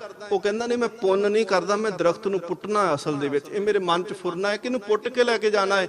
ਉਹ ਕਹਿੰਦਾ ਜੇ ਪੁੱਟਣਾ ਹੀ ਤਾਂ ਕੁਹਾੜਾ ਲੈ ਕੇ ਆ, ਕੁਹਾੜੇ ਦੇ ਨਾਲ ਇਹਨੂੰ ਪੁੱਟ ਕੇ ਲੈ ਕੇ ਜਾ। ਕਹਿੰਦਾ ਜੇ ਕੁਹਾੜਾ ਲਿਆਂਦਾ ਤੇ ਲੋਕਾਂ ਨੇ ਰੌਲਾ ਪਾ ਦੇਣਾ, ਹੁਣ ਮੈਂ ਮਿੱਠਾ ਇਹਦੇ ਜੜਾਂ 'ਚ ਇੰਨਾ ਕੁ ਪਾ ਦੇਣਾ, ਇਹਨੇ ਜਦੋਂ ਤੇਜ਼ ਹਵਾ ਆਈ ਇਹਨੇ ਡਿੱਗ ਜਾਣਾ, ਜੜਾਂ ਤੋਂ ਪੁੱਟਿਆ ਜਾਣਾ, ਤੇ ਫਿਰ ਰੌਲਾ ਕੋਈ ਨਹੀਂ ਪਾਏਗਾ ਤੇ ਮੈਂ ਇਹਨੂੰ ਚੁੱਕ ਕੇ ਵੀ ਲੈ ਜਾਵਾਂਗਾ। ਪਾਪ ਹੈ ਨਾ, ਅੰਦਰ ਫੁਰਨੇ ਪੈਦਾ ਹੋਏ। ਸੱਚੇ ਪਾਤਸ਼ਾਹ ਮਹਾਰਾਜ ਕਹਿੰਦੇ ਨੇ ਅਣਗਿਣਤ ਨੇ ਉਹ ਲੋਕ ਜਿਹੜੇ ਮਨ ਦੇ ਵਿੱਚ ਹੀ ਪਾਪ ਕਰੀ ਜਾਂਦੇ ਨੇ। ਜ਼ੋਰ ਨਾ ਚੱਲੇ ਕਿਸੇ ਤੇ, ਆਪਣੇ ਤੋਂ ਵੱਡਾ ਬੰਦਾ ਵਧੀਕੀ ਕਰ ਜੇ ਤੇ ਬੰਦਾ ਜਵਾਬ ਦੇਣ ਜੋਗਾ, ਲੜਨ ਜੋਗਾ ਨਾ ਹੋਵੇ, ਫਿਰ ਮਨ ਦੇ ਵਿੱਚ ਹੀ ਗੁੱਸਾ ਕੱਢ ਲੈਂਦਾ ਹੈ ਕਿ ਇਹਦਾ ਮੈਂ ਆਹ ਕਰ ਦੇਣਾ ਸੀ, ਪਰ ਕਰ ਨਹੀਂ ਨਾ ਸਕਦਾ। ਪਰ ਜਦੋਂ ਆਹ ਕਰ ਦੇਣਾ ਸੋਚਿਆ, ਮਹਾਰਾਜ ਕਹਿੰਦੇ ਨੇ ਕਿ ਬਸ ਉਦੋਂ ਪਾਪ ਹੋ ਗਿਆ। ਅਸੰਖ ਕੂੜਿਆਰ ਕੂੜੇ ਫਿਰਾਹੇ। ਮਹਾਰਾਜ ਕਹਿੰਦੇ ਅਣਗਿਣਤ ਨੇ ਜਿਹੜੇ ਕੂੜ ਦੇ ਵਿੱਚ ਫਸੇ ਪਏ ਨੇ, ਝੂਠ ਦੇ ਵਿੱਚ ਫਸੇ ਨੇ। ਇਹਨੂੰ ਕੁੜਿਆਰ ਨਾ ਪੜਿਆ ਕਰੋ, ਇਹਨੂੰ ਕੱਕੇ ਨੂੰ ਦੁਲੈਂਕੜੇ ਲੱਗਾ ਹੈ, ਇਹਨੂੰ ਪੜਨਾ ਹੈ ਕੂੜਿਆਰ ਕੂੜੇ ਫਿਰਾਹੇ। ਅਸੰਖ ਮਲੇਸ਼ ਮਲ ਪੱਖ ਖਾਹੇ। ਮਲ ਕਹਿੰਦੇ ਨੇ ਵਿਸ਼ਟਾ ਨੂੰ। ਹਿੰਦੁਸਤਾਨ 'ਚ ਤੁਸੀਂ ਦੇਖੋ ਇੱਕ ਅਘੋਰੀ ਹੁੰਦੇ ਨੇ, ਅਘੋਰੀ, ਉਹ ਮੈਲ ਖਾਂਦੇ ਨੇ, ਉਹ ਗੰਦਗੀ ਖਾਂਦੇ ਨੇ, ਉਹ ਆਪਣੀ ਵਿਸ਼ਟਾ ਖਾ ਲੈਂਦੇ ਨੇ, ਉਹ ਬੰਦੇ ਦੀ ਖੋਪੜੀ ਦੇ ਵਿੱਚ ਖਾਂਦੇ ਨੇ, ਇੰਨਾ ਮਲੀਨ ਜੀਵਨ ਜਿਉਂਦੇ ਨੇ। ਪਰ ਉਹ ਸਮਝਦੇ ਨੇ ਕਿ ਇਹ ਵੀ ਸਾਡੀ ਭਗਤੀ। ਮਹਾਰਾਜ ਕਹਿੰਦੇ ਅਸੰਖ ਮਲੇਸ਼ ਮਲ ਪੱਖ ਖਾਹੇ। ਅਸੰਖ ਨਿੰਦਕ ਸਿਰ ਕਰੇ ਭਾਰ। ਅਸੰਖ ਨਿੰਦਕ ਨੇ ਜਿਹੜੇ ਆਪਣੇ ਸਿਰ ਦੇ ਉੱਤੇ ਨਿੰਦਾ ਦਾ ਟੋਕਰਾ ਚੁੱਕੀ ਬੈਠੇ ਆ। ਮਹਾਰਾਜ ਬਾਣੀ ਵਿੱਚ ਆਖਦੇ ਆ ਕਿ ਨਿੰਦਾ ਜਿਹੜੀ ਆ, ਨਿੰਦਾ ਭਲੀ ਕਿਸੇ ਕੀ ਨਾਹੀ ਮਨਮੁਖ ਮੁਗਧ ਕਰਨ। ਕਬੀਰ ਸਾਹਿਬ ਕਹਿੰਦੇ ਨੇ ਕਿ ਨਿੰਦਕ ਹਮਰੇ ਕੱਪੜੇ ਧੋਏ। ਕਹਿੰਦੇ ਨੇ ਨਿੰਦਾ ਬੰਦਾ ਕਰਦਾ ਹੈ ਨਾ, ਇੱਕ ਤਾਂ ਆਪ ਪਾਪ ਕੀਤੇ, ਉਹਨਾਂ ਦਾ ਭਾਰ ਸੀ ਸਿਰ ਦੇ ਉੱਤੇ, ਤੇ ਇੱਕ ਦੂਜੇ ਦੀ ਨਿੰਦਾ ਕਰਕੇ ਉਹ ਵੀ ਭਾਰ ਚੁੱਕ ਲਿਆ। ਹੁਣ ਜਿਹੜੀ ਪੰਡ ਛੋਟੀ ਸੀ ਉਹ ਦੂਜੇ ਦੇ ਪਾਪਾਂ ਦੇ ਨਾਲ ਵੱਡੀ ਹੋਰ ਹੋ ਗਈ। ਤੇ ਕਹਿੰਦੇ ਨੇ ਇੱਕ ਔਕਟ ਘਾਟੀ ਰਾਮ ਕੀ ਤੇ ਚੜ ਰਹੇ ਹੋ ਕਬੀਰ। ਜਿੱਦਨ ਔਕਟ ਘਾਟੀਆਂ ਚੜੀਆਂ ਜਾਣੀਆਂ ਵਾ, ਉਦਨ ਸੱਚੇ ਪਾਤਸ਼ਾਹ ਮਹਾਰਾਜ ਕਹਿੰਦੇ ਨੇ ਆਪਣੀ ਪੰਡ ਦੇ ਨਾਲ ਤੇ ਤੁਰਿਆ ਨਹੀਂ ਜਾਂਦਾ। ਲੋਕਾਂ ਦੇ ਪਾਪ ਇਕੱਠੇ ਕਰਕੇ ਨਿੰਦਿਆ ਦੇ, ਤੂੰ ਕਿਵੇਂ ਉਹਦੇ ਦਰ ਦੇ ਉੱਤੇ ਪਹੁੰਚ ਕੇ ਤੇ ਸੁਰਖਰੂ ਹੋ ਜਾਏਗਾ। ਅਸੰਖ ਨਿੰਦਕ ਸਿਰ ਕਰਹੇ ਭਾਰ। ਮਹਾਰਾਜ ਕਹਿੰਦੇ ਨੇ ਅਣਗਿਣਤ ਨੇ ਜਿਹੜੀ ਨਿੰਦਾ ਕਰਕੇ ਭਾਰ ਹੀ ਚੁੱਕੀ ਜਾਂਦੇ ਆ। ਅਖੀਰ ਤੇ ਸੱਚੇ ਪਾਤਸ਼ਾਹ ਮਹਾਰਾਜ ਇੱਥੇ ਆਪਣਾ ਨਾਮ ਵਰਤਿਆ। ਦੇਖੋ ਪਿਛਲੀ ਪੌੜੀ ਜਿਹੜੀ ਸੀ ਨਾ, ਅਸੰਖ ਜਪੋ, ਸੰਖ ਭਾਓ, ਸੰਖ ਪੂਜਾ, ਅਸੰਖ ਤਪਤਾਓ, ਸੰਖ ਗ੍ਰੰਥ ਮੁਖ ਵੇਦ ਪਾਠ, ਸੰਖ ਜੋਗ ਮਨ ਰਹੇ ਉਦਾਸ। ਉਸ ਪੌੜੀ ਦੀ ਸਮਾਪਤੀ ਮਹਾਰਾਜ ਕਰਦੇ, ਉੱਥੇ ਨਾਂ ਨਹੀਂ ਆਪਣਾ ਵਰਤਿਆ। ਕੁਦਰਤ ਕਵਨ ਕਹਾ ਵਿਚਾਰ ਵਾਰਿਆ ਨਾ ਜਾਵਾਂ, ਇੱਕ ਵਾਰ ਜੋ ਤੁਧ ਭਾਵੇਂ ਸਾਈ ਭਲੀ ਕਾਰ। ਹੁਣ ਇੱਥੇ ਮਹਾਰਾਜ ਪਾਤਸ਼ਾਹ ਜਦੋਂ ਸਾਰਿਆਂ ਨੀਵਿਆਂ ਦੀ ਗੱਲ ਕੀਤੀ, ਨਿੰਦਕਾਂ ਦੀ ਗੱਲ ਕੀਤੀ, ਪਾਪੀਆਂ ਦੀ ਗੱਲ ਕੀਤੀ, ਉੱਥੇ ਸੱਚੇ ਪਾਤਸ਼ਾਹ ਮਹਾਰਾਜ ਕਹਿੰਦੇ ਨੇ ਨਾਨਕ ਨੀਚ ਕਹੇ ਵਿਚਾਰ। ਇੱਥੇ ਗੁਰੂ ਨਾਨਕ ਦੇਵ ਮਹਾਰਾਜ ਆਪਣੇ ਆਪ ਨੂੰ ਨੀਚ ਆਖਦੇ ਪਏ ਆ। ਕਹਿੰਦੇ ਇਹਨਾਂ ਵਰਗਾ ਇੱਕ ਨਾਨਕ ਵੀ ਵਿਚਾਰਾ ਹੈ। ਗੁਰੂ ਨਾਨਕ ਵਰਗਾ ਗੁਰੂ ਨਹੀਂ ਕਿਤੇ ਵੀ ਲੱਭ ਸਕਦਾ ਸੰਸਾਰ ਵਿੱਚ। ਸਮੁੱਚੀ ਦੁਨੀਆ ਦੇ ਰਹਿਬਰ ਜਿਹੜੇ ਨੇ, ਅੱਜ ਵੀ ਤੁਸੀਂ ਧਰਮ ਦੇ ਜਗਤ ਵਿੱਚ ਦੇਖੋਗੇ ਨਾ, ਜੇਕਰ ਥੋੜਾ ਜਿਹਾ ਕਿਸੇ ਨੂੰ ਮਾੜਾ ਜਿਹਾ ਗੁੱਸੇ ਨਾਲ ਕਹਿ ਦੋ ਨਾ, ਉਹ ਉਸੇ ਵੇਲੇ ਡਾਂਗ ਕੱਢ ਲਿਆਉਂਦੇ ਨੇ। ਪਰ ਜਿੰਦਾ ਜੀਵਨ ਬਦਲ ਚੁੱਕਿਆ ਹੈ ਨਾ, ਸੱਚੇ ਪਾਤਸ਼ਾਹ ਮਹਾਰਾਜ ਕਹਿੰਦੇ ਨੇ ਕਿ ਉਹ ਆਪਣੇ ਆਪ ਨੂੰ ਨੀਵਾਂ ਆਖੇਗਾ। ਲੋਕ ਦੂਸਰੇ ਨੂੰ ਨੀਵਾਂ ਆਖ ਕੇ ਖੁਸ਼ ਹੁੰਦੇ ਨੇ। ਗੁਰੂ ਨਾਨਕ ਦੇਵ ਮਹਾਰਾਜ ਕਹਿੰਦੇ ਨੇ ਧਾਨਕ ਰੂਪ ਰਹਾ ਕਰਤਾਰ। ਸੱਚੇ ਪਾਤਸ਼ਾਹ ਮਹਾਰਾਜ ਕਹਿੰਦੇ ਮੈਂ ਕੀਤਾ ਨਾ ਜਾਤਾ ਹਰਾਮ ਖੋਰ, ਕਿਆ ਮੂੰਹ ਬੋਲੇ ਦੁਸ਼ਟ ਚੋਰ। ਸੱਚੇ ਪਾਤਸ਼ਾਹ ਕਹਿੰਦੇ ਮੈਂ ਇੰਨਾ ਨੀਵਾਂ, ਉਹ ਬਚਨ ਜਿਹੜੇ ਸੱਚੇ ਪਾਤਸ਼ਾਹ ਮਹਾਰਾਜ ਵਰਤਦੇ ਨਾ, ਉਹ ਸਾਡੇ ਕੋਲ ਤੇ ਜ਼ੁਬਾਨ ਨਹੀਂ ਹੈ ਕਿ ਅਸੀਂ ਗੁਰੂ ਨਾਨਕ ਵਾਸਤੇ ਉਹ ਬਚਨ ਕਹਿ ਸਕੀਏ। ਸੱਚੇ ਪਾਤਸ਼ਾਹ ਮਹਾਰਾਜ ਧੰਨ ਗੁਰੂ ਨਾਨਕ ਦੇਵ ਮਹਾਰਾਜ ਪਾਤਸ਼ਾਹ ਆਖਦੇ ਨੇ, ਕਹਿਣ ਲੱਗੇ ਕਿ ਉਹ ਪਰਮਾਤਮਾ ਬੇਅੰਤ ਹੈ। ਉਹਦੀ ਬੇਅੰਤਤਾ ਦੇ ਵਿੱਚ ਜਪ ਕਰਨ ਵਾਲੇ, ਤਪ ਕਰਨ ਵਾਲੇ, ਭਗਤੀ ਕਰਨ ਵਾਲੇ, ਸਾਧਨਾ ਕਰਨ ਵਾਲੇ, ਪੂਜਾ ਕਰਨ ਵਾਲੇ ਬਹੁਤ ਨੇ, ਅਸੰਖ ਨੇ, ਅਣਗਿਣਤ ਨੇ। ਤੇ ਦੂਸਰੇ ਪਾਸੇ ਉਹ ਵੀ ਨੇ ਜਿਹੜੇ ਝੂਠ ਬੋਲਦੇ ਨੇ, ਚੋਰੀ ਕਰਦੇ ਨੇ, ਪਾਪ ਕਰਦੇ ਨੇ, ਨਿੰਦਿਆ ਕਰਦੇ ਨੇ, ਕਤਲ ਕਰਦੇ ਪਏ ਨੇ, ਲੋਕਾਂ ਦੇ ਉੱਤੇ ਹੁਕਮ ਚਲਾਉਂਦੇ, ਧੱਕੇ ਦੇ ਨਾਲ ਲੋਕਾਂ ਨੂੰ ਆਪਣੇ ਹੁਕਮ ਦੇ ਵਿੱਚ ਲਿਆਉਣਾ ਚਾਹੁੰਦੇ ਆ। ਧੰਨ ਗੁਰੂ ਨਾਨਕ ਦੇਵ ਮਹਾਰਾਜ ਕਹਿੰਦੇ ਇਨ੍ਹਾਂ ਨੀਚਾਂ ਦੇ ਵਿੱਚ ਮੈਂ ਵੀ ਆਉਣਾ ਵਾਂ। ਨਾਨਕ ਵਿਚਾਰਾ ਹਮ ਚੂੰ ਬਦ ਬਖੀਲ ਗਾਫਲ ਬੇਨਜ਼ਰ ਬੇਬਾਕ। ਇਹ ਸੱਚੇ ਪਾਤਸ਼ਾਹ ਮਹਾਰਾਜ ਆਪਣੇ ਵਾਸਤੇ ਵਰਤਦੇ, ਹਮ ਚੂੰ ਬਦ ਬਖਤ ਬਖੀਲ ਗਾਫਲ ਬੇਨਜ਼ਰ ਬੇਬਾਕ। ਸੱਚੇ ਪਾਤਸ਼ਾਹ ਮਹਾਰਾਜ ਕਹਿੰਦੇ ਮੇਰੇ ਵਰਗਾ ਵੀ ਕੋਈ ਨਿਮਾਣਾ ਨਿਤਾਣਾ ਹੋ ਸਕਦਾ ਹੈ, ਮੇਰੇ ਵਰਗਾ ਵੀ ਗੁਨੇਗਾਰ ਕੋਈ ਹੋ ਸਕਦਾ। ਮਹਾਰਾਜ ਕਹਿੰਦੇ ਮੈਂ ਵੀ ਇਹਨਾਂ ਅਸੰਖਾਂ ਦੀ ਗਿਣਤੀ ਵਿੱਚ ਆ ਗਿਆ। ਸੱਚੇ ਪਾਤਸ਼ਾਹ ਮਹਾਰਾਜ ਕਹਿੰਦੇ ਨਾਨਕ ਨੀਚ ਕਹੇ ਵਿਚਾਰ, ਨਾਨਕ ਵਿਚਾਰਾ ਵੀ ਇਹ ਆਖਦਾ ਪਿਆ ਹੈ, ਵਾਰਿਆ ਨਾ ਜਾਵਾਂ ਇੱਕ ਵਾਰ, ਕਿ ਹੇ ਪਰਮਾਤਮਾ ਤੇਰੀ ਬੇਅੰਤਤਾ ਦੇ ਉੱਤੋਂ ਇੱਕ ਵਾਰ ਵੀ ਮੈਂ ਵਾਰਿਆ ਨਹੀਂ ਜਾ ਸਕਦਾ, ਇੱਕ ਵਾਰ ਵੀ ਤੈਨੂੰ ਸਦਕੇ ਨਹੀਂ ਕਹਿ ਸਕਦਾ। ਹਉ ਬਲ ਬਲ ਬਲ ਬਲ, ਮੈਂ ਇੰਨਾ ਵੀ ਨਹੀਂ ਕਹਿ ਸਕਦਾ ਕਿ ਮੈਂ ਸਦਕੇ ਗਿਆ, ਮੈਂ ਸਦਕੇ ਗਿਆ। ਪਰ ਸੱਚੇ ਪਾਤਸ਼ਾਹ ਮਹਾਰਾਜ ਕਹਿੰਦੇ ਨੇ ਵਾਰਿਆ ਨਾ ਜਾਵਾਂ ਇੱਕ ਵਾਰ, ਜੋ ਤੁਧ ਭਾਵੇ ਸਾਈ ਭਲੀ ਕਰ। ਬਸ ਜੇ ਗੁਰੂ ਨਾਨਕ ਤੋਂ ਕੁਝ ਸਿੱਖਣਾ ਤੇ ਇਹ ਸਿੱਖੋ ਕਿ ਸੱਚੇ ਪਾਤਸ਼ਾਹ ਜੋ ਤੂੰ ਕਰਦਾ ਪਿਆ ਉਹ ਸਾਡੇ ਵਾਸਤੇ ਠੀਕ ਆ। ਸੁੱਖ ਆ ਗਿਆ ਤੇ ਸੁੱਖ ਦੇ ਵਿੱਚ ਬਹੁਤਾ ਬੰਦਾ ਉਛਲੇ ਨਾ ਕਿ ਮੈਂ ਬਹੁਤ ਕੁਝ ਮੈਨੂੰ ਜੀਵਨ ਦੇ ਵਿੱਚ ਮਿਲਿਆ। ਇਹ ਤਾਂ ਪਰਮਾਤਮਾ ਦੀ ਦ੍ਰਿਸ਼ਟੀ ਆ ਜੀ, ਕਿ ਉਹ ਛਿਨ ਮਾਤਰ ਲਾਉਂਦਾ ਏ ਕਿ ਉਹ ਜਿਹੜੇ ਰਾਜੇ ਨੇ ਉਹਨਾਂ ਨੂੰ ਰੰਕ ਕਰ ਦਿੰਦਾ ਤੇ ਜਿਹੜੇ ਰੰਕ ਨੇ ਉਹਨਾਂ ਨੂੰ ਰਾਜੇ ਬਣਾ ਦਿੰਦਾ ਹੈ। ਗੁਰੂ ਨਾਨਕ ਦੇਵ ਸੱਚੇ ਪਾਤਸ਼ਾਹ ਮਹਾਰਾਜ ਨਾ ਬਗਦਾਦ ਗਏ। ਮੈਂ ਛੋਟੀ ਜੀ ਇੱਕ ਸਾਖੀ ਕਹਿ ਕੇ ਹੁਣ ਸਮਾਪਤੀ ਕਰਾਂ, ਅਗਲੀ ਪੌੜੀ ਦੀ ਵਿਚਾਰ ਆਪਾਂ ਕੱਲ ਨੂੰ ਕਰਾਂਗੇ। ਧੰਨ ਗੁਰੂ ਨਾਨਕ ਦੇਵ ਮਹਾਰਾਜ ਪਾਤਸ਼ਾਹ ਬਗਦਾਦ ਗਏ ਨੇ। ਬਗਦਾਦ ਵਿੱਚ ਸੱਚੇ ਪਾਤਸ਼ਾਹ ਮਹਾਰਾਜ ਜੀ ਦਾ ਨਾ ਮੇਲ ਪੀਰ ਦਸਤਗੀਰ ਦੇ ਨਾਲ ਹੋਇਆ। ਉਹਦਾ ਨਾਮ ਪੂਰਾ ਸੀ ਬਹਿਲੋਲ ਦਸਤਗੀਰ। ਦਸਤਗੀਰ ਦੇ ਅਰਥ ਹੁੰਦੇ ਨੇ ਬਾਹ ਫੜਨ ਵਾਲਾ। ਦਸਤ ਕਹਿੰਦੇ ਨੇ ਹੱਥ, ਗੀਰ ਹੁੰਦਾ ਹੈ ਫੜਨ ਵਾਲਾ, ਹੱਥ ਫੜਨ ਵਾਲਾ, ਬਾਹ ਫੜਨ ਵਾਲਾ। ਜਿਹਨੂੰ ਗੁਰੂ ਗੋਬਿੰਦ ਸਿੰਘ ਮਹਾਰਾਜ ਆਖਦੇ ਨੇ ਕਿ ਸਗਲ ਦਵਾਰ ਕੋ ਛਾੜ ਕੇ ਗਹਿਓ ਤੁਹਾਰੋ ਦਵਾਰ, ਬਾਹੇ ਗਹੇ ਕੀ। ਉੱਥੇ ਬਾਹੇ ਗਏ ਕੀ ਨਹੀਂ ਪੜਨਾ, ਬਾਹੇ ਗਹੇ ਕੀ ਲਾਜ ਅਸ ਗੋਬਿੰਦ ਦਾਸ ਤੁਹਾਰੇ। ਦਸਤਗੀਰ ਇਸ ਕਰਕੇ ਕਹਿੰਦੇ ਸੀ, ਕਹਿੰਦੇ ਮੁਰੀਦ ਮੰਨਦੇ ਸੀ ਕਿ ਪਹੁੰਚਿਆ ਹੋਇਆ ਪੀਰ ਤੇ ਸਾਡੀ ਬਾਹ ਫੜੇਗਾ। ਗੁਰੂ ਨਾਨਕ ਦੇਵ ਮਹਾਰਾਜ ਗਏ ਇਹਦੇ ਤੋਂ। ਇਹਨੇ ਸਤਿਗੁਰੂ ਮਹਾਰਾਜ ਜੀ ਦਾ ਇਸਤਕਬਾਲ ਜਿਹੜਾ ਸੀ ਨਾ ਉਹ ਪੂਰਾ ਚੰਗੀ ਤਰ੍ਹਾਂ ਕੀਤਾ ਨਾ। ਧੰਨ ਗੁਰੂ ਨਾਨਕ ਦੇਵ ਸੱਚੇ ਪਾਤਸ਼ਾਹ ਮਹਾਰਾਜ ਖਲੋਤੇ ਨੇ ਸਾਹਮਣੇ, ਤੇ ਜਿਵੇਂ ਆ ਥੜੇ ਦੇ ਉੱਤੇ ਬੈਠੇ ਆਪਾਂ ਸਟੇਜ, ਉਹ ਪੀਰ ਉੱਚੀ ਥਾਂ ਤੇ ਬੈਠਾ ਦਸਤਗੀਰ, ਗੁਰੂ ਨਾਨਕ ਦੇਵ ਮਹਾਰਾਜ ਸਾਹਮਣੇ ਖਲੋਤੇ ਆ। ਉਸ ਪੀਰ ਨੇ ਆਖਿਆ ਕਿ ਮੇਰੇ 3 ਸਵਾਲ ਨੇ ਜਿਹੜਾ ਮੈਂ ਹਰ ਕਿਸੇ ਨੂੰ ਪੁੱਛਦਾ ਹਾਂ ਧਰਮ ਦੀ ਦੁਨੀਆ ਦੇ ਵਿੱਚ। ਕਿਹੜੇ 3 ਸਵਾਲ ਨੇ? ਕਹਿੰਦੇ ਉਸ ਖੁਦਾ ਤੋਂ ਪਹਿਲੋਂ ਕੀ ਸੀ, ਦੂਸਰਾ ਸਵਾਲ ਸੀ ਉਹ ਖੁਦਾ ਰਹਿੰਦਾ ਕਿੱਥੇ ਆ, ਤੇ ਤੀਸਰਾ ਸਵਾਲ ਸੀ ਉਹ ਖੁਦਾ ਕਰਦਾ ਕੀ ਆ। ਸੱਚੇ ਪਾਤਸ਼ਾਹ ਮਹਾਰਾਜ ਕਹਿੰਦੇ ਨੇ, ਕਹਿੰਦੇ ਫਕੀਰ ਸਾਈਂ ਉੱਤਰ ਮੈਂ ਦੇ ਦੇਵਾਂਗਾ ਪਰ ਆਪਣੇ ਢੰਗ ਨਾਲ ਦੇਣੇ ਆ। ਕਹਿੰਦੇ ਹਾਂ ਬਿਲਕੁਲ ਮਨਜ਼ੂਰ ਆ ਕਿ ਆਪਣੇ ਢੰਗ ਦੇ ਨਾਲ ਦੋ। ਮਹਾਰਾਜ ਨੇ ਇੱਕ ਨਾ ਕਿਹਾ ਕਿ ਬਾਟਾ ਭਰ ਕੇ ਨਾ ਹੀਰਿਆਂ ਦਾ ਲੈ ਕੇ ਆਓ, ਉਹਨੂੰ ਗਿਣਤੀ ਕਰਨ ਵਾਸਤੇ ਕਿਹਾ। ਜਦੋਂ ਗਿਣਤੀ ਕਰੇ ਮਹਾਰਾਜ ਰੋਕ ਦੇ, ਕਹਿੰਦੇ ਗਲਤ ਪੜੀ ਜਾਣਾ ਹੈ। ਉਹ ਫਿਰ ਸ਼ੁਰੂ ਕਰੇ, ਮਹਾਰਾਜ ਫਿਰ ਰੋਕਣ। ਉਹ ਕਹਿੰਦਾ ਜਿੱਥੇ ਗਲਤੀ ਕਰਾਂ ਉੱਥੇ ਰੋਕ ਦਿਓ। ਉਹਨੇ ਇੱਕ ਮੋਤੀ ਫੜਿਆ ਤੇ ਮਹਾਰਾਜ ਕਹਿੰਦੇ ਇੱਥੇ ਗਲਤੀ ਕਰਦਾ ਹੈ। ਸੱਚੇ ਪਾਤਸ਼ਾਹ ਮਹਾਰਾਜ ਨੂੰ ਕਹਿੰਦਾ ਇੱਕ ਤੋਂ ਪਹਿਲੋਂ ਕੁਝ ਨਹੀਂ ਹੁੰਦਾ। ਮਹਾਰਾਜ ਕਹਿੰਦੇ ਸੱਚੀ ਮੁੱਚੀ ਖੁਦਾ ਤੋਂ ਪਹਿਲੋਂ ਹੋਰ ਹੈ ਹੀ ਕੁਝ ਨਹੀਂ। ਦੂਸਰੀ ਉਹਨੇ ਗੱਲ ਕਹੀ ਸੀ, ਕਹਿਣ ਲੱਗਾ ਰੱਬ ਰਹਿੰਦਾ ਕਿੱਥੇ। ਦੁੱਧ ਮੰਗਾਇਆ, ਮਹਾਰਾਜ ਦੁੱਧ ਦੇ ਬਾਟੇ ਵਿੱਚ ਵੇਖੀ ਜਾਣੋ, ਕਹੇ ਪੀ ਲੋ ਸਹੀ ਹੈ ਸ਼ੁੱਧ ਹੈ ਪਾ ਕੇ। ਮਹਾਰਾਜ ਕਹਿੰਦੇ ਕੁਝ ਹੈ ਵਿੱਚ। ਕਹਿੰਦੇ ਕੀ? ਕਹਿੰਦੇ ਇਸ ਦੁੱਧ ਦੀ ਇੱਕ ਇੱਕ ਬੂੰਦ ਦੇ ਵਿੱਚ ਥੰਧਿਆਈ ਹੈ, ਮੱਖਣ ਹੈ। ਸਗਲ ਬਨਸਪਤ ਮੈਂ ਬਸੰਤਰ, ਸਗਲ ਦੂਧ ਮੈਂ ਕੀਆ। ਮਹਾਰਾਜ ਕਹਿੰਦੇ ਖੁਦਾ ਰੱਬ ਐਵੇਂ ਸਾਰਿਆਂ ਦੇ ਵਿੱਚ ਰਹਿੰਦਾ ਹੈ। ਕਹਿੰਦੇ ਕਰਦਾ ਕੀ? ਮਹਾਰਾਜ ਕਹਿੰਦੇ ਕਿੰਨੀ ਦੇਰ ਦੇ ਥੱਲੇ ਖਲੋਤੇ, ਤੂੰ ਆਪ ਉੱਤੇ ਬੈਠਾ ਹੈ ਤੇ ਸਵਾਲ ਕਰੀ ਜਾਂਦਾ ਹੈ। ਉਹਨੇ ਮਹਾਰਾਜ ਨੂੰ ਉੱਤੇ ਬਿਠਾਇਆ, ਆਪ ਦਸਤਗੀਰ ਥੱਲੇ ਜਾ ਕੇ ਖਲੋ ਗਿਆ ਤੇ ਗੁਰੂ ਨਾਨਕ ਦੇਵ ਮਹਾਰਾਜ ਉਸ ਤਖਤ ਤੇ ਬੈਠ ਕੇ ਨਾ ਅੱਖਾਂ ਬੰਦ ਕੀਤੀਆਂ ਤੇ ਮਹਾਰਾਜ ਚੁੱਪ ਕਰਕੇ ਬੈਠੇ ਰਹੇ। ਭਾਈ ਮਰਦਾਨਾ ਨਾਲ ਬੈਠਾ ਹੈ। ਉਹ ਜਦੋਂ ਸਤਿਗੁਰੂ ਮਹਾਰਾਜ ਕਿੰਨੀ ਦੇਰ ਬੋਲੇ ਨਾ ਉਹਨੇ ਪੀਰ ਨੇ ਆਵਾਜ਼ ਦੇ ਕੇ ਕਿਹਾ, ਮਹਾਰਾਜ ਮੇਰਾ ਇੱਕ ਸਵਾਲ ਹੋਰ ਸੀ ਕਿ ਰੱਬ ਕਰਦਾ ਕੀ ਏ? ਗੁਰੂ ਨਾਨਕ ਦੇਵ ਮਹਾਰਾਜ ਕਹਿੰਦੇ ਅਜੇ ਸਮਝਿਆ ਨਹੀਂ? ਕਹਿੰਦੇ ਨਹੀਂ। ਕਹਿੰਦੇ ਬਸ ਇਹੀ ਕਰਦਾ ਏ ਕਿ ਉਹ ਨੀਵਿਆਂ ਨੂੰ ਤਾਂ ਬਿਠਾ ਦਿੰਦਾ, ਜਿਹੜੇ ਉੱਤੇ ਤਖਤਾਂ ਤੇ ਬੈਠੇ ਨੇ ਉਹਨਾਂ ਨੂੰ ਥੱਲੇ ਲਾ ਦਿੰਦਾ ਹੈ। ਇਹ ਪ੍ਰਮਾਤਮਾ ਦੀ ਨੀਚੋਂ ਊਚ ਕਰੇ ਮੇਰਾ ਗੋਬਿੰਦ, ਤਾਹੂ ਤੇ ਨਾ ਡਰੇ। ਸੱਚੇ ਪਾਤਸ਼ਾਹ ਮਹਾਰਾਜ ਜੀ ਦੀ ਇਹ ਬੇਨਤਤਾ ਹੈ।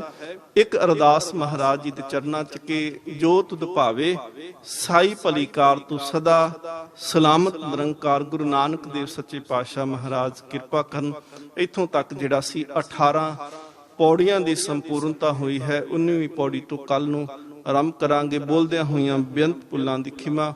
ਗੁਰੂ ਨਾਨਕ ਦੇਵ ਸੱਚੇ ਪਾਤਸ਼ਾਹ ਮਹਾਰਾਜ ਜੀ ਦੀ ਬਾਣੀ ਹੈ। ਤੁਸ਼ ਬੁੱਧੀ ਅਨੁਸਾਰ ਯਤਨ ਕੀਤਾ ਹੈ ਕਿ ਅਰਥ ਸਾਂਝੇ ਕਰ ਸਕੀਏ। ਬੋਲਦਿਆਂ ਹੋਈਆਂ ਬੇਅੰਤ ਭੁੱਲਾਂ ਦੀ ਖਿਮਾ। ਸਭਨਾਂ ਦਾ ਧੰਨਵਾਦ। ਕੋਟਾਨ ਕੋਟ ਸ਼ੁਕਰ ਗੁਰੂ ਗ੍ਰੰਥ ਸਾਹਿਬ ਮਹਾਰਾਜ ਜੀ ਦਾ। ਪ੍ਰਬੰਧਕ ਸੱਜਣਾਂ ਦਾ ਧੰਨਵਾਦ ਜੀ। ਦਿਓ ਅਸੀਸ, ਬੁਲਾਓ ਫਤਿਹ। ਵਾਹਿਗੁਰੂ ਜੀ ਕਾ ਖਾਲਸਾ,